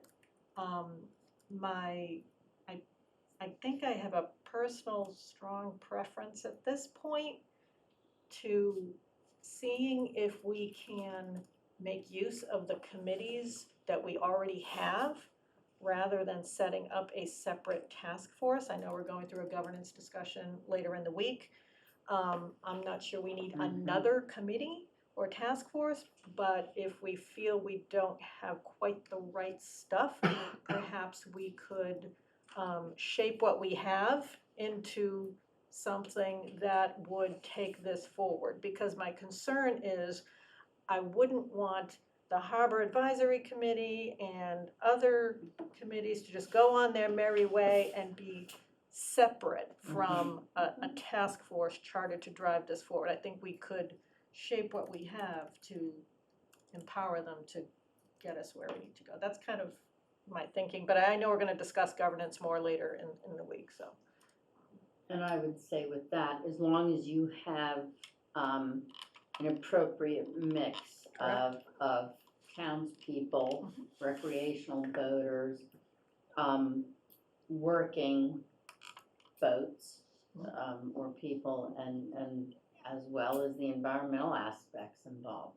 So the next step then would be to reach out to Carl and Bion, and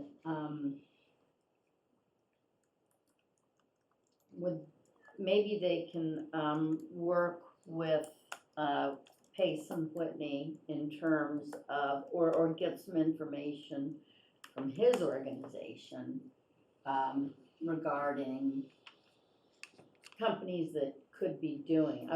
I'd like to have several companies Yeah, we should from do a which bid. to choose, Yeah. right, put it out to Competitive bid, bid, yeah. but at least. So a But then- shape, they could help us shape an RFI or an RFP. If they have enough for an RFP, that moves it faster. So when do we want to have this come back before the board? So I think there's a connection between what we might want to do here and the interviews we conducted today. If we, to your point, Becky, if we need to make sure certain skill sets are in certain places, we might want to know that in advance of actually making a selection.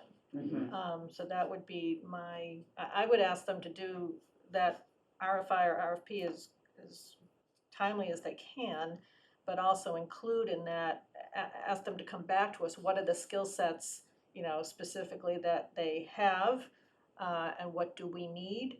And then we do a matching process and see if perhaps there are still some gaps. Even with the fine candidates we interviewed today, we might still have some gaps, and we may need to go, pull some other people and nudge them, hey, you've got a skill set we need and this is really important.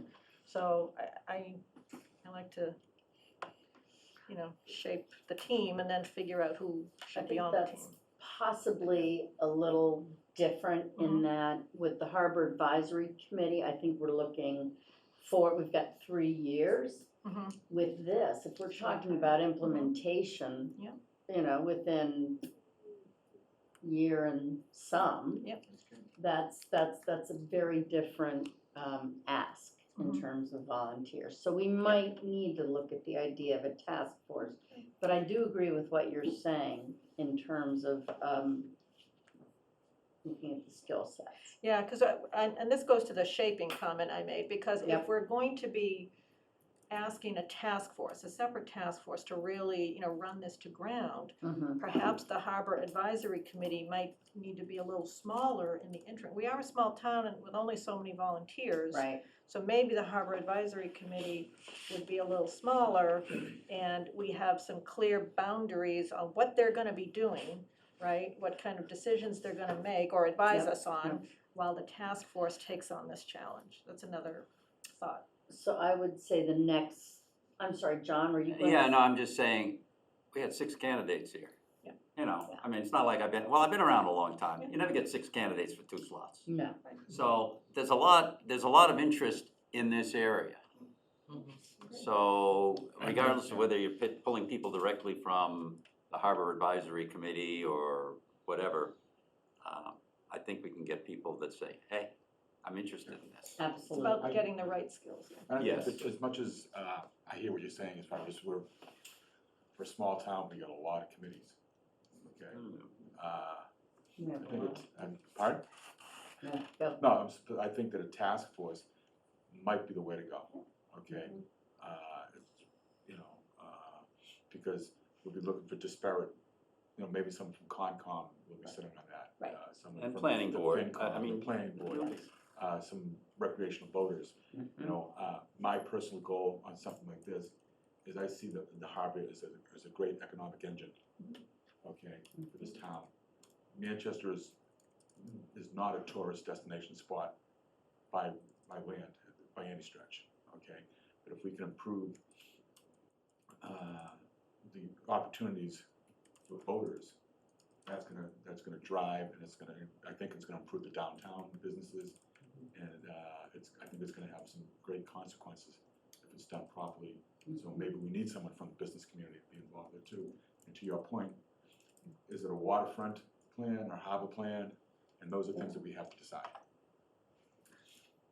Okay, so to that end, do we want to have, Bion and Carl possibly, I don't know if they can come back to us in 2 weeks. I think it's tough. It's tough, but, I mean, we also have to take into consideration that we are going to be working on, the warrant, the town warrant for the meeting. But I do agree with Mr. Whitney in that we don't want to just push it down the road. Maybe it would be helpful just for them to come back to us in 2 weeks and let us know where they're at, right? Here's where Yeah. we're at, and here's where, and that gives them an opportunity to ask us for help if they need help or guidance. Okay, Just a so, thought. So, and again, if this is something you want to start soon, like the first of the year, and so dollars, right? So if you wanted to put a warrant on the fall town meeting to appropriate some money for this. yeah, I think that's gonna be pushing it too much. I don't see that we could add this to town warrant On the other hand, if we don't, we Would you can't wait- start it until, until the spring. yeah. But we have no idea about what we're asking. Scope, We're going to money. scramble to try to get that. Rough order of magnitude, how Right. much are we asking for? Well, because Yeah, we have to right. finalize That's the right. warrant. Right. Before. Right, so we've got you got your meeting on the 17th to do that. Yeah, I But think if we it's have worth an a order of shot. magnitude, we could. all right, I mean, it's worth a shot if we can't do it, we If can't we do don't it, do but we'll never do it if we don't try. So, worth Okay. a shot. good, all right. When the water, resource task force was set up, there was a certain amount of money that it had to work with before there was any budgeted money that was available. Small amount, Small amount. right, like under Well- 5,000, so, It was, I don't know, what was it, like 20,000 or something? no, No. under 5. Oh, under 5? Right, so under our general professional services line. But we did end up approving 80. for, Who was that with, Scott Horsley? thank you? Scott Horsley. Scott yes. Horsley. Thank you, Ann. Yeah. I had the Whitten in But mind. we had that money Right, appropriated, so we could. okay, rather than, okay. So we will, at the next meeting, see if we can get an idea of something that might be able to put on the town warrant. What do you think? Worth a shot. Okay. I believe we are not going to review zoning changes tonight, is that correct? What's up to you in terms of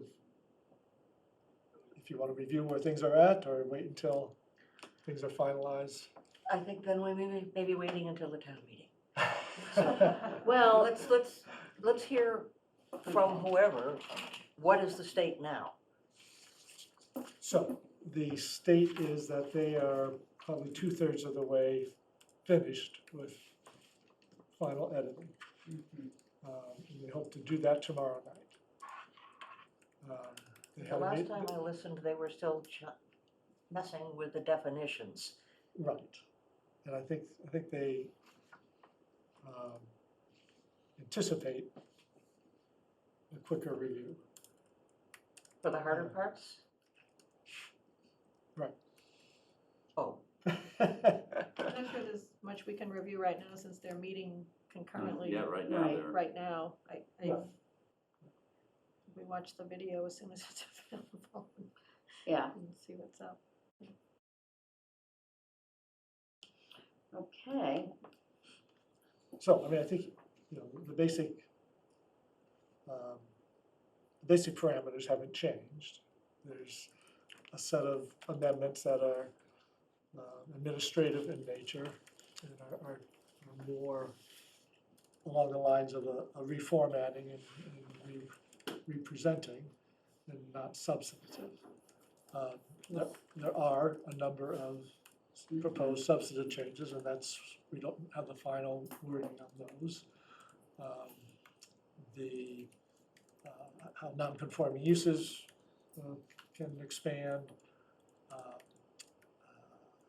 adult entertainment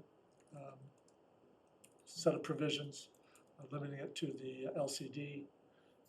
Currently, right now it's allowed in any zone, any commercial zone. So there's that. There's rewriting of the cluster development bylaw, debate on that. There's a new section on defining senior housing. And then there's the ADU revisions that are being bantered about. Whether or not small ADUs could be a by right use or not. So those basic issues still remain. I mean, they haven't changed in terms of what is being proposed. What is trying to be finalized is the actual final wording. so is what we have in terms of summary proposed changes for fall special town meeting, the overview, has this been updated? They weren't planning on updating that. It doesn't have that's not final in terms of what is being proposed, but it is addressing the issues that are on the table. Okay, I think we need to have something before us sooner than the 17th to review. Ann said you wanted time to be able to look it over, not at, Right, so I'm hoping by the end of tomorrow night, okay, there's final wording, then that we can get to you Wednesday or Thursday, okay. so that you have a week or two to read it over and to, get your questions in line or formulate your own opinions on what's being proposed. Well, my feeling is the biggest problem with that is that we, without having somebody guiding us, I mean, the bylaws and the potential changes, we don't understand all the nuances of those. We can see why they're doing the old and the new and why they, what they put here. But I think in terms of having questions, what is the best way for us to go about doing this without inundating the chair or vice chair of the planning board with myriad questions? Well, I wonder if we should set up a special meeting That's what I'm getting between at. now I and the think we need a 17th. special meeting. Just a question, scheduling question. So tonight, according to their agenda, they are reviewing the communications plan, which includes the cricket article, reviewing the table for the website, Mhm. which is what you're looking at, and the open house plan. The open house is scheduled for next week. The 13th. Uh, 12th. 12th. Did they do the 12th? I think they're doing the Okay. 12th. So if we would like to have a joint meeting with them, my question is, would you like to have it before or after the open house and the public comment? I think it should be before. Doesn't give us a lot of time, but I just wanted to throw that out there, because I think we've got 10 days before less than 10 days before the open house. Right, and they're meeting on Monday, which is the 10th, at least that's what, Do they don't have a full agenda yet, do they, for that? Okay, the 10th is a federal holiday. mhm. No, so the 11th they would need. So I guess it's the 11th. Do they have? We probably didn't have that posted yet. No, I don't see anything on the town calendar. But we don't put anything on the town Right. calendar until you've got a full agenda, Right. so it's not very useful.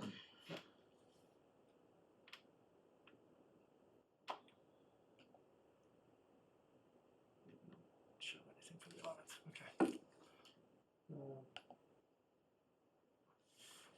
I'm sorry, the upcoming meeting schedule for them is the 4th, the 11th, and the 24th. So it is the 11th, all right, Yep. because I did know they were Yep. meeting, I just Yep. shut up with Ron quickly.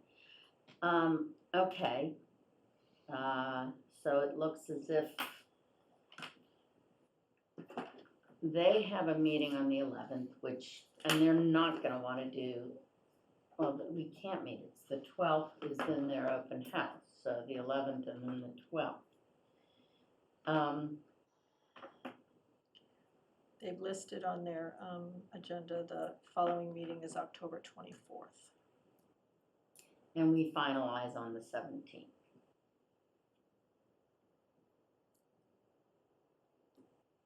So in terms of what's needed, so on the 17th, what you need to do is finalize the warrant. Right, That doesn't mean you need to finalize your position right, on the warrant articles.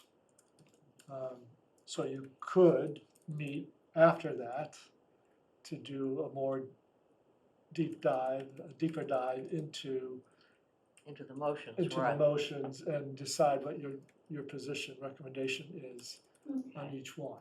So there's not a requirement that you do that prior to the 17th.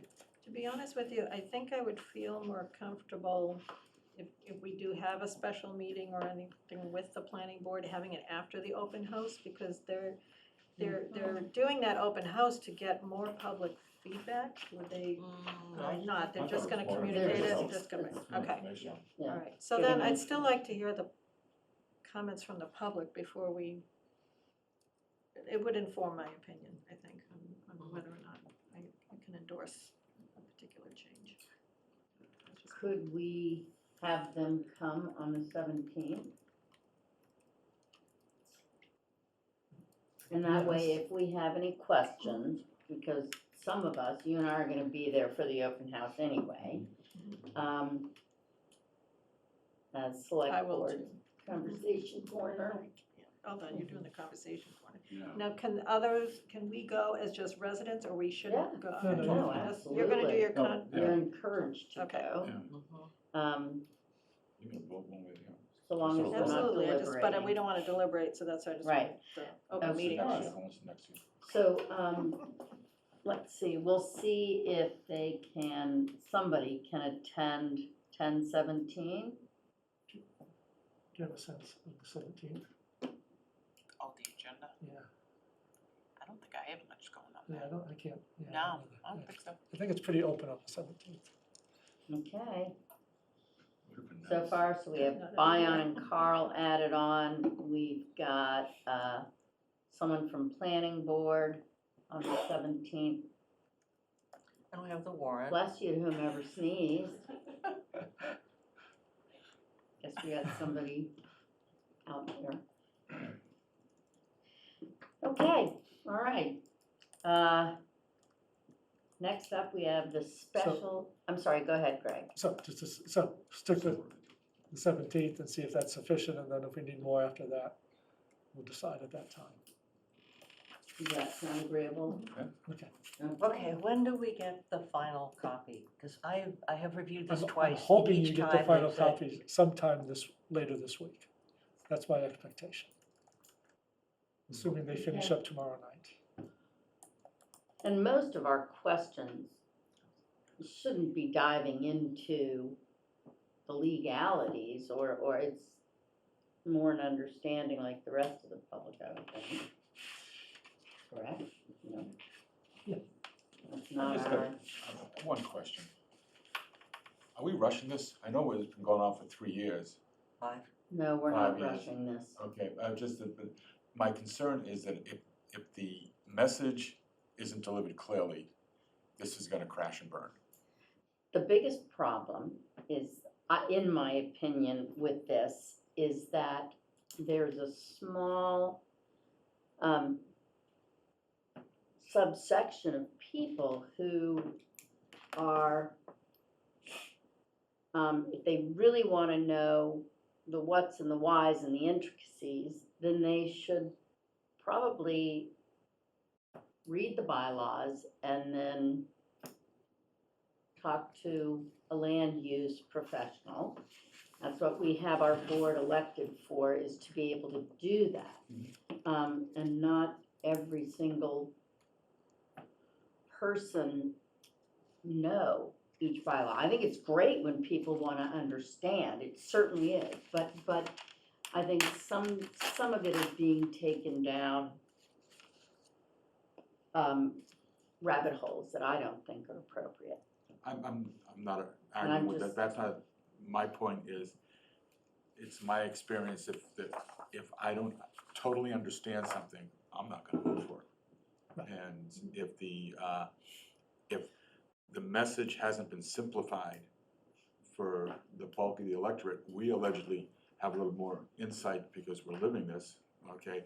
And if we're confused, imagine what the general public's gonna feel. And that's my point, Brian, is that, back to one of your comments you made early on, let's let our boards and committees do their job. This is one of those instances. We have the people who are on the planning board who ostensibly have read the bylaws and understand their specific roles in that, or on the ZBA, having read the bylaws. But that's not what I'm saying, okay? What I'm saying is this, then it has to go before town meeting, all right? And the general public might not have that same view of, okay, these are professionals, they've done their homework, we're gonna agree with them. As, again, keep it simple, and if it's not simple, they're not gonna vote for it. But that's just it. These are laws, these are bylaws, and by nature, I they're think not. Yeah, the collateral, some of the collateral they are trying to finalize is intended to make it as simple for people to understand as possible, and they've reduced the number of pages, we've Okay, simplified the I'm language. just saying and that if, I haven't seen the final okay, version, and but I that's what think we're they're saying trying. is now Right. we're running out of time. And I understand what you're saying, Okay. but they And keep, I don't wanna shove this and rush this, and all of a sudden, that's 5 years' worth of work that's gone by the wayside. but there's only so much simplification in terms of legal They Just- bylaws. I mean, Go ahead, Ann. no, I, At some If point, you- you just need to let the voters vote.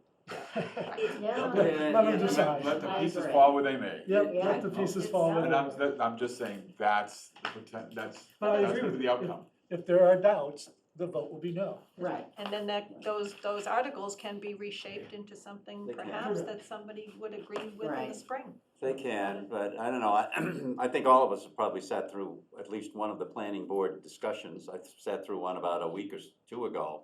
It was like 3.5 hours, 10:30, all right, I'm done. Yeah. They were still going. They have spent years, not months, but years on these issues, and it's, all of these issues are very complex, and you can come up with Exactly. what ifs Yeah. forever.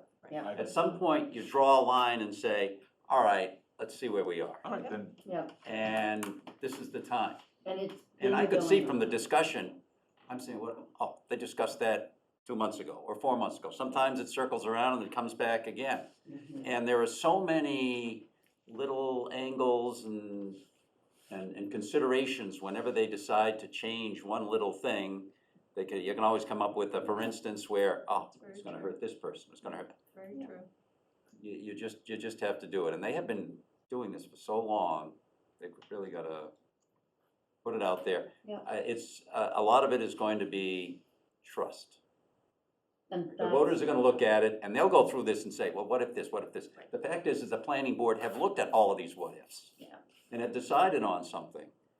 And the voters, depending upon how involved they wanna get from a mental perspective, can go through all of that. They're gonna have to trust that all of the pluses and minuses were looked at by these folks, and they felt this is what was in the best interest for our town.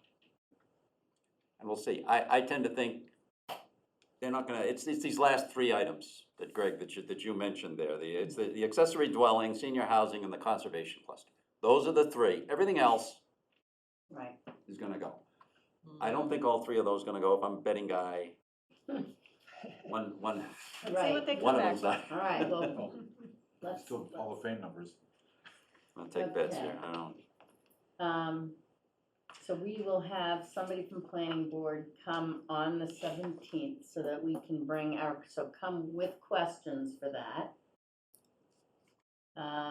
Special town meeting discussions, this is the tax incentive, the Tobacco Road ambulance, and 40B expenses. We do have the chief on. Greg, how do you want to take this? Or tax increment, sorry. Yeah, you can take them out of order, that's Well, certainly fine. let's take up the ambulance so the chief can. Yeah, That's that's fine, what I I'm was fine going with to. that. Okay. So, just to tee it up, so we have the one ambulance, frontline ambulance that is a few years old now. We had a backup ambulance that is not functional. Mhm.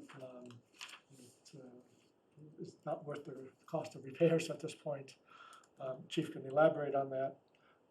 So if you want 2 ambulances, which is what we have had of recent years, so that we can provide a second ambulance service, there's a simultaneous call.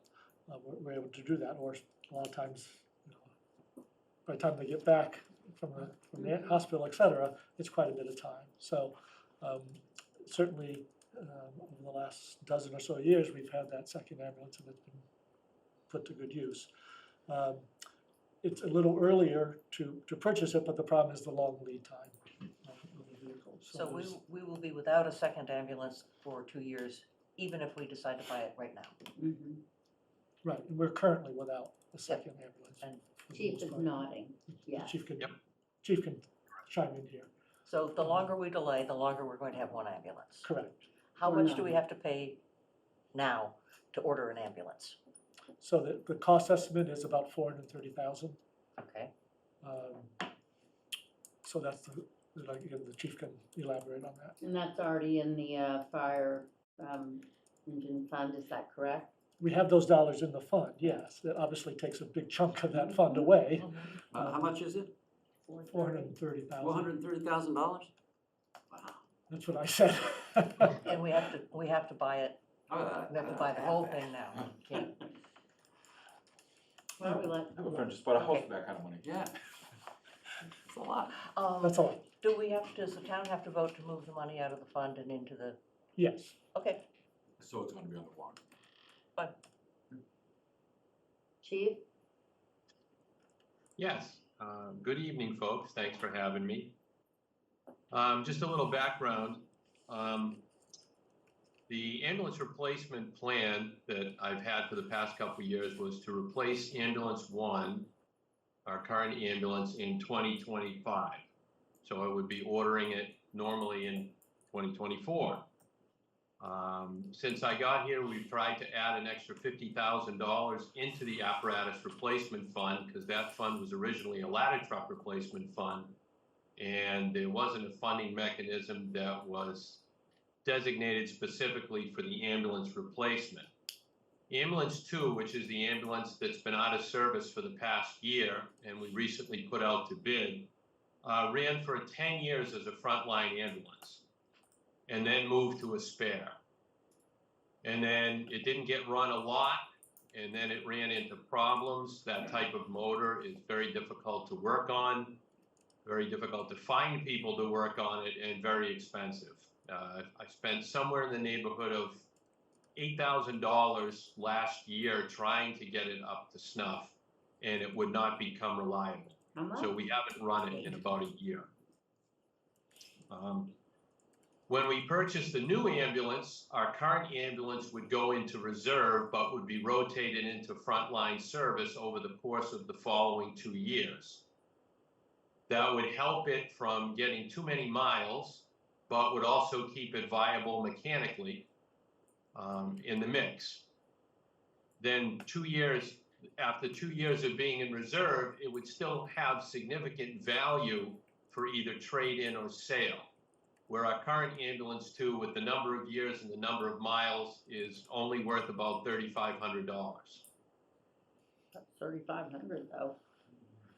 With respect to having to order, the order to delivery now for new ambulances is somewhere 2 years plus, just because of supply chain, because of backups due to COVID, equipment that's needed, and other orders that are already pending.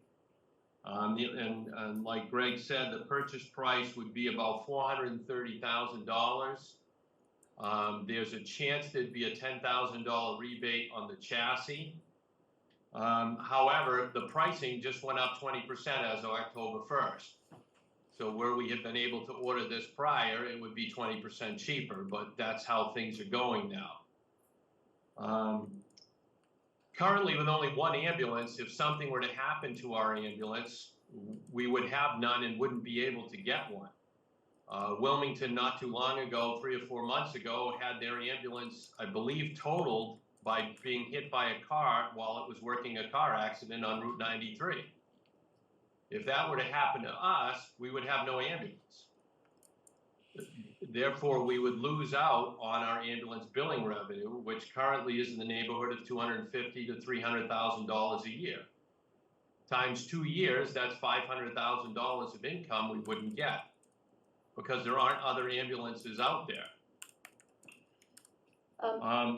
So the second ambulance provides several different backups to us. One, we would have an ambulance to use when ambulance 1 went out for maintenance, or if it needed major repairs or just the standard preventative maintenance we do. Anytime we do that, the ambulance is unavailable to respond to calls and transport patients, so it would be a backup. If we continue to increase our staffing and say we had 4 on duty, if 2 people were out in the ambulance transporting to Beverly Hospital and there was a second ambulance call, we would be able to handle it. Currently, any subsequent or second ambulance calls has to be handled by a mutual aid ambulance, either one of the local fire departments or one of the private ambulance services that back us up. At that point, they're the ones that do the billing for the transport, so we lose out on that funding as well. If we were to get second due and simultaneous ambulance calls because we had a second ambulance, we could potentially increase the income we get from transport billing between $20,000 and $50,000 based on the number of second due ambulance calls that occur during the course of a year. And that's why we need to be on top of getting this ambulance and getting it into production so that we have it as soon as possible. Chief, can you ever get used secondhand?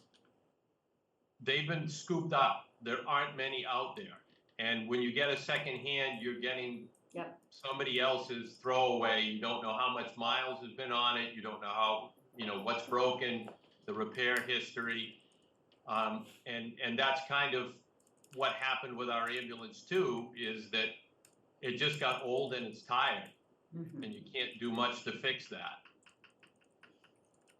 Okay. And the cost of remounting the box part of the ambulance onto a new chassis, if you can find the chassis, only gains you a little bit of time. Thank you. You're welcome. Questions from the board? John Round? And I'm just trying to handle the 430K right now. No, Yeah. it's more. Yours just went up. Oh, is 430K, is that the new number or is that the old number? No, that's what it would cost to buy the ambulance currently. Okay, so that's the new number.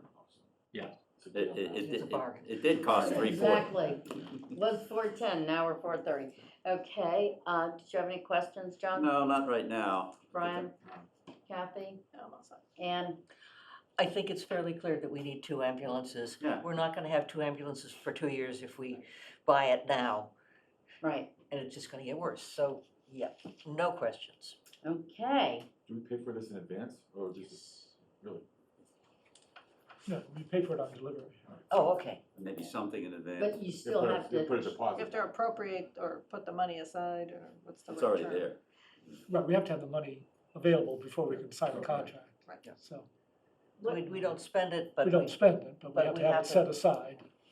Chief, It's what gotta is be the down appropriate. payment? We don't have an actual contract. They were willing to take our order knowing that we were good for the money because we've dealt with Greenwood, bought all our apparatus from them. Okay. Great. So we hadn't talked actual down payment numbers, but they were primarily knew that we needed to get in an order and they were willing to work with us. on it. Usually we sign a contract, but we can't sign a contract until we have the actual appropriation. We don't actually pay the money until we take Right. delivery. However, if we have to do a down payment, do we then do another? I mean, I know we say, okay, we appropriate the town vote, That's all we need. And then we do the paperwork, we can pay partial. they can pay partial. Okay, excellent. I move that we put transfer of money from the fire apparatus account, reserve fund, on the warrant To the tune of 430,000 to the tune of 430,000. for a second. Maybe ambulance. 450, just to be a little, so, because if we don't use it, it can go back. Second. Okay. Roll call vote, motion made by Ann Harrison, seconded by Kathy Bellata. Roll call vote, John Round? Yes? Ryan Solacey? Yes. Kathy Bellata? Yes. Ann Harrison? Yes. Becky Jake says yes, it's unanimous. Thank you, Chief. Thank you very much. I appreciate the support, folks. Have a good evening. You too. What's left of it? $430,000. It's got a lot of Oh, lollipop. fancy I lights. want a lollipop. Okay, next Be a lot up of we cobalt have in it or something. the TIF. TIF here. All right, so, I have a question on the tip. okay, tax increment financing. Yeah, I had, this was a little interesting to get through and chew on. One question, Greg, is that, yeah, of course, there's no, on the last page,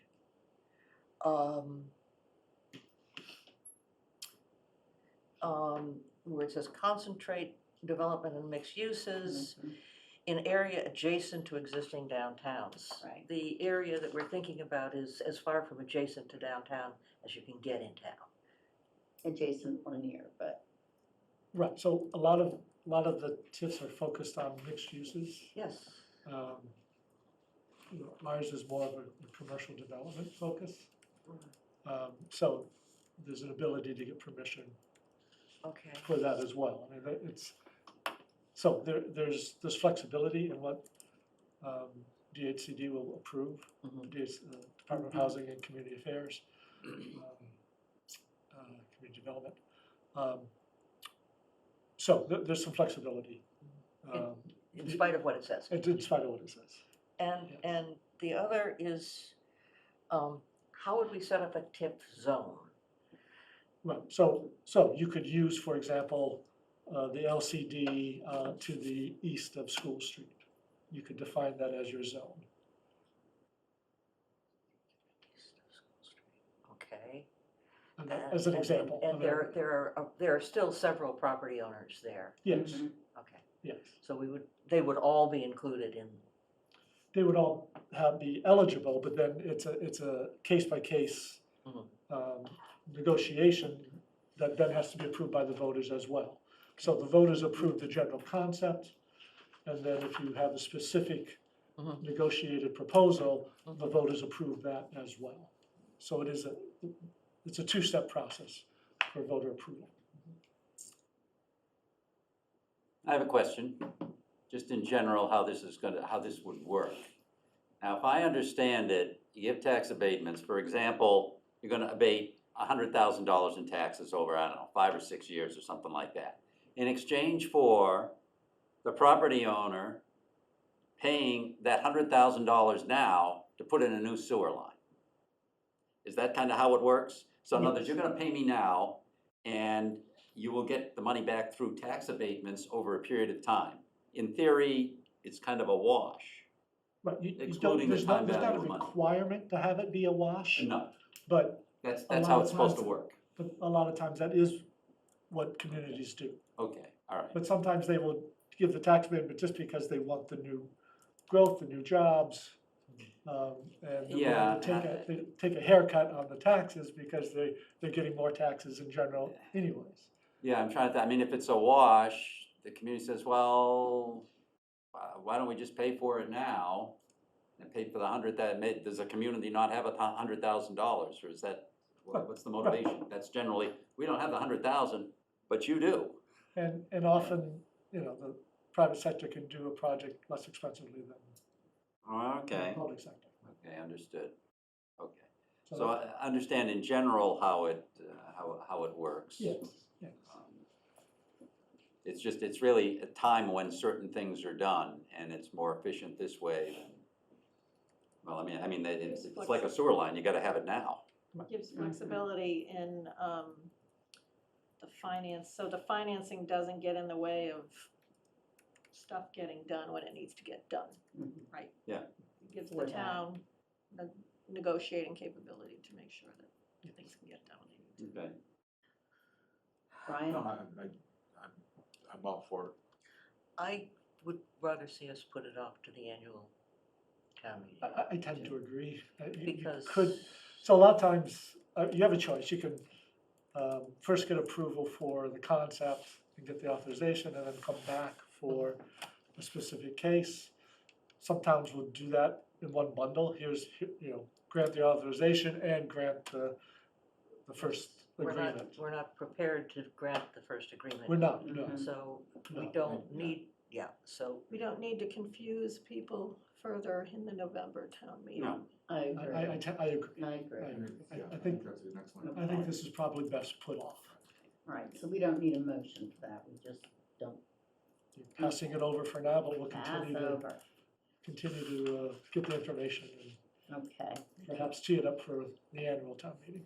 next we have tobacco, right?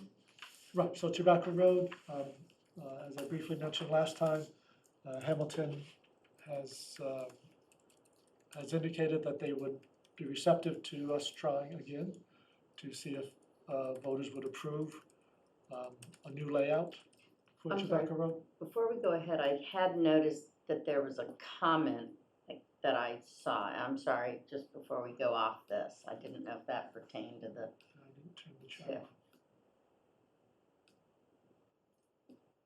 This is about the harbor. Oh, Case closed.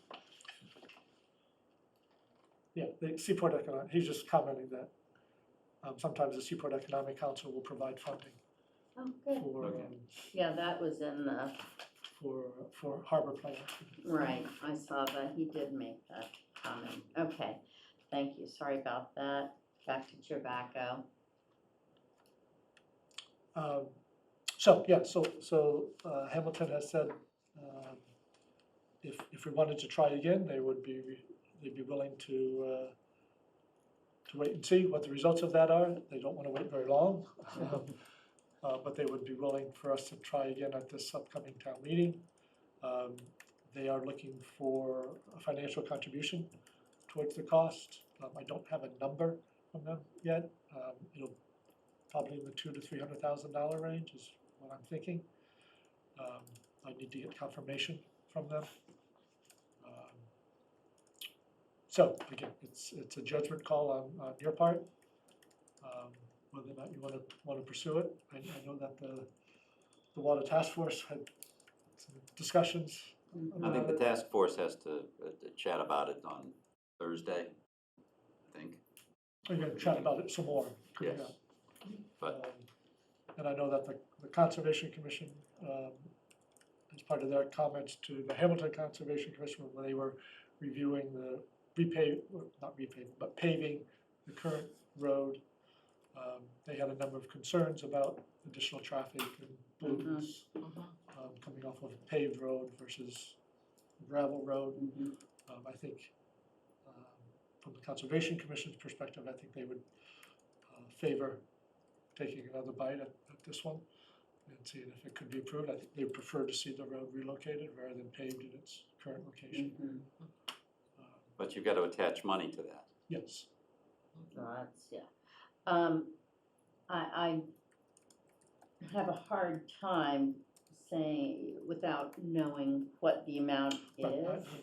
So, but John, what do you think about this? Yeah, I saw the comments that Greg put in here, and I tend to agree with that. If they're looking for $500,000, no.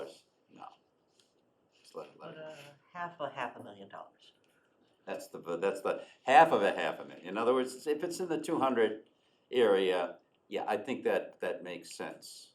I don't know what this total project, you don't even know how much they want, much less what the total project. I think the total project is probably in the 1.5-ish range. It was around 1.2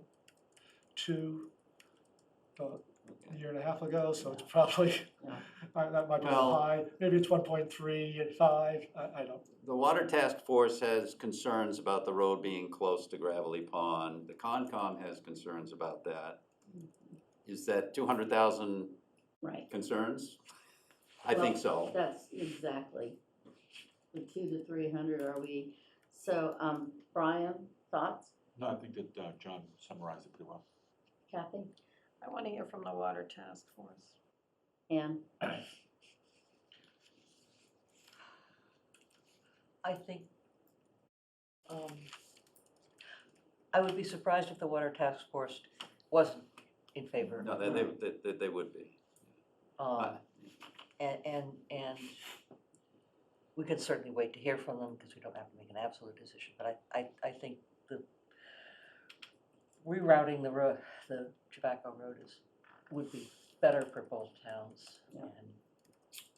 Yeah, what's going through my mind is if this vote had gone through last November, would Hamilton have come back to us in 6 months and said, we're seeing how much this costs, you guys want to kick in a little money here? Or otherwise, because they could always pave, they'd still have the right to pave the other road, the existing road as it exists. Well, they would have been able to do it for a different amount of money. They would have been, it would Well, have maybe been the done number and has dusted. changed. So Maybe the that's number has exactly it. The number has, we're sort of, I think, being given another opportunity to come up with a better solution. Do we have time to explain this to the town? Well, as much as the ambulance. I mean, I think that this is the kind of. The ambulance is a little different in that it's coming out of an existing fund. Correct. I think we do. Okay. I think we do. And I think, but before we bring it forward, I would like to know what that number is before I actually say yes or no. Can we? Right, no, well, we have to, I'll just tell them, we have to have that number by the 17th. Right, and I That's would. the absolute like- latest. Yeah, I would like to have, it doesn't have to be the Water Resource Protection Task Force, but I'd love to have a Concom commentary. So just to refreshing my memory, is the reason it was voted down because the town thought by voting it down, there would be nothing paved there? Well, I'm So- just trying to, what I'm poking at is, have we addressed the root cause concern? so, Yeah. you know, speculation on my part, but I think there were enough questions raised about the permitting of the alternative road that enough people said no, that it didn't get the 2/3 necessary. So not all those questions have been answered. Hamilton is not gonna spend money answering those questions until they know it's a yes vote.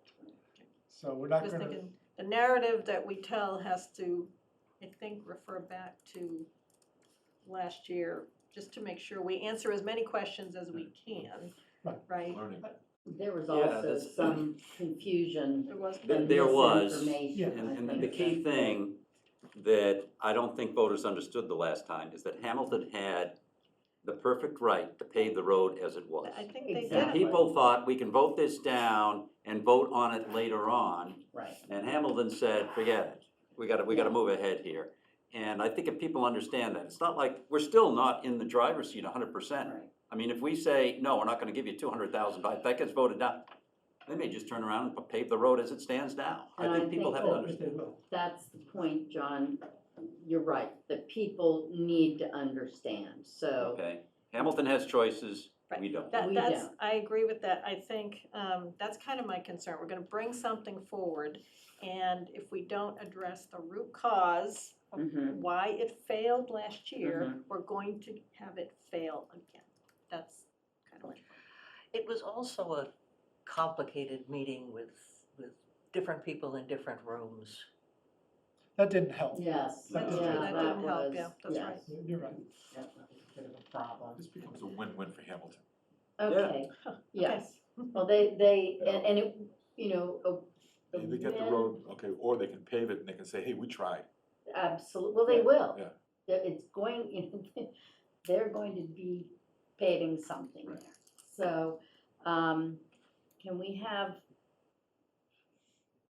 on the 17th, have some specific numbers for that? Yes, yeah.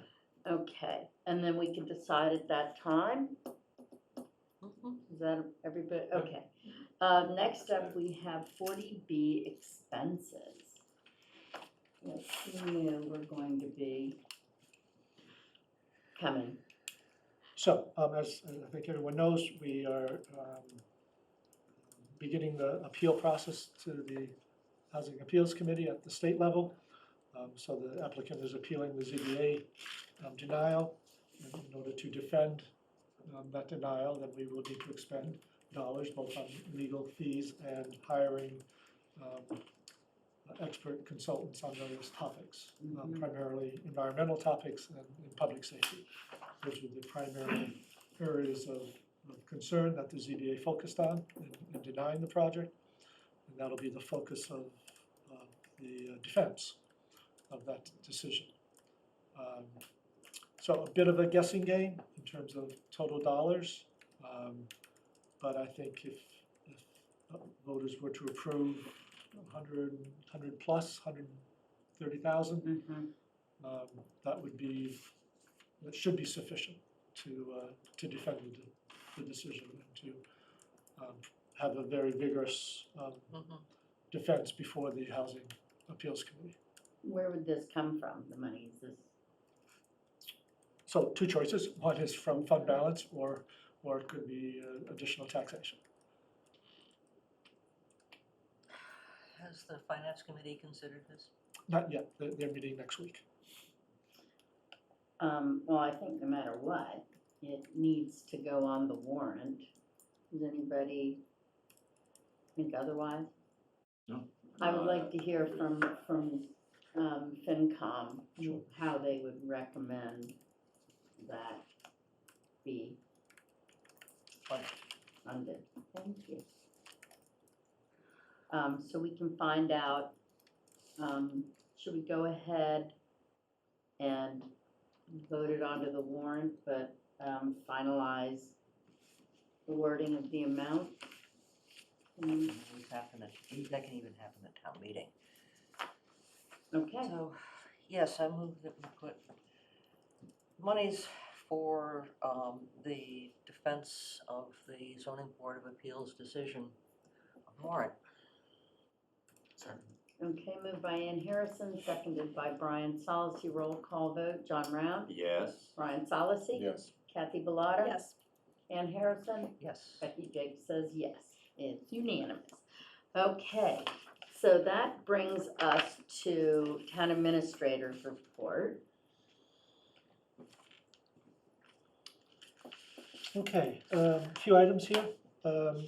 One is just to go over the way that election ballots are handled. There were some concerns about that over the primary, and indeed some of the protocols weren't followed to a T, which they need to be. And we've reviewed that process and have ensured some better safeguards so that they are absolutely handled appropriately. And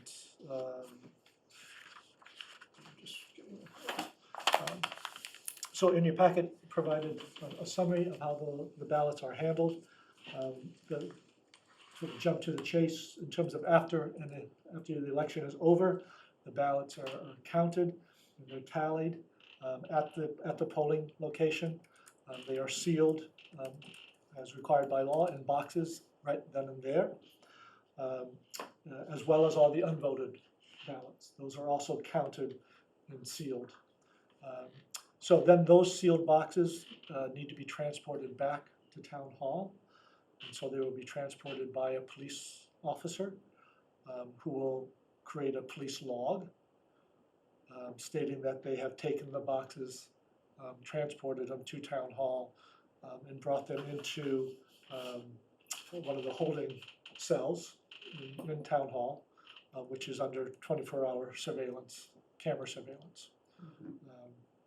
And so that's where they remain until the town clerk, typically the next day, comes in and moves them up to the storage, the archive room in storage, which is also a locked facility.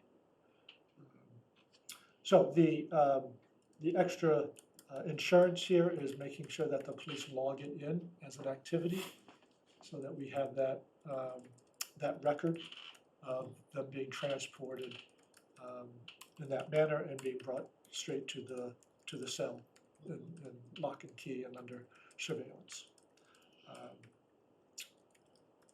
So that's a shortened version of that process, but that was the point that I wanted to highlight, I think, the most, to give people that assurance. And we have a policy in place. then. Right, so it's been reviewed by both town clerk and the police department, police chief.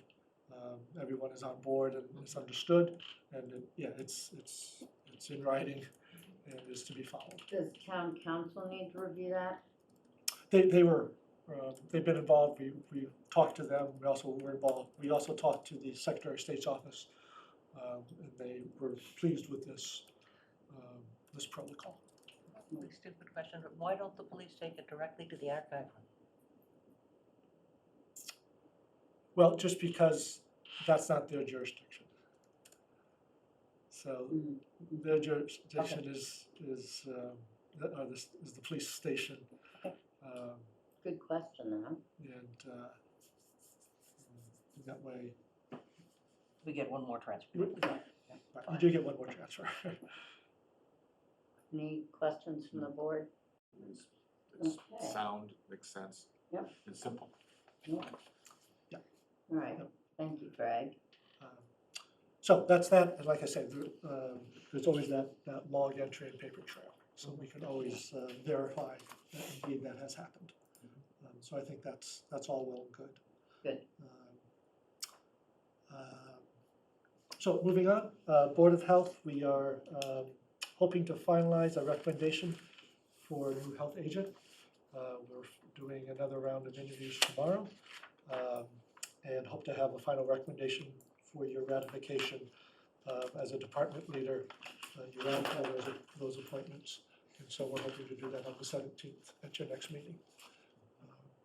So we're pleased with the candidates, and we're optimistic that we will be able to recommend a very competent person for that position. So that's encouraging. And then I'll be out of the office a little bit this week, coming up. Okay. All right, so now we go into executive session. So I'd like to have a motion to leave public meeting to enter into executive session per Mass General Law, Chapter 30A, Section 21A2, to conduct strategy with respect to contract negotiations with clerical union if an open meeting may have detrimental effect on the negotiating position of the public body and the chair so declares, and not to return to open meeting. So moved. Second. Okay, moved by Ann Harrison, seconded by Kathy Bellata. Roll call vote. Ann Harrison? Yes. Kathy Bellata? Yes. Brian Solacey? Yes. John Round? Yes. And Becky Jakes says yes as well. Thank you, everybody, for attending this evening's meeting. Good night.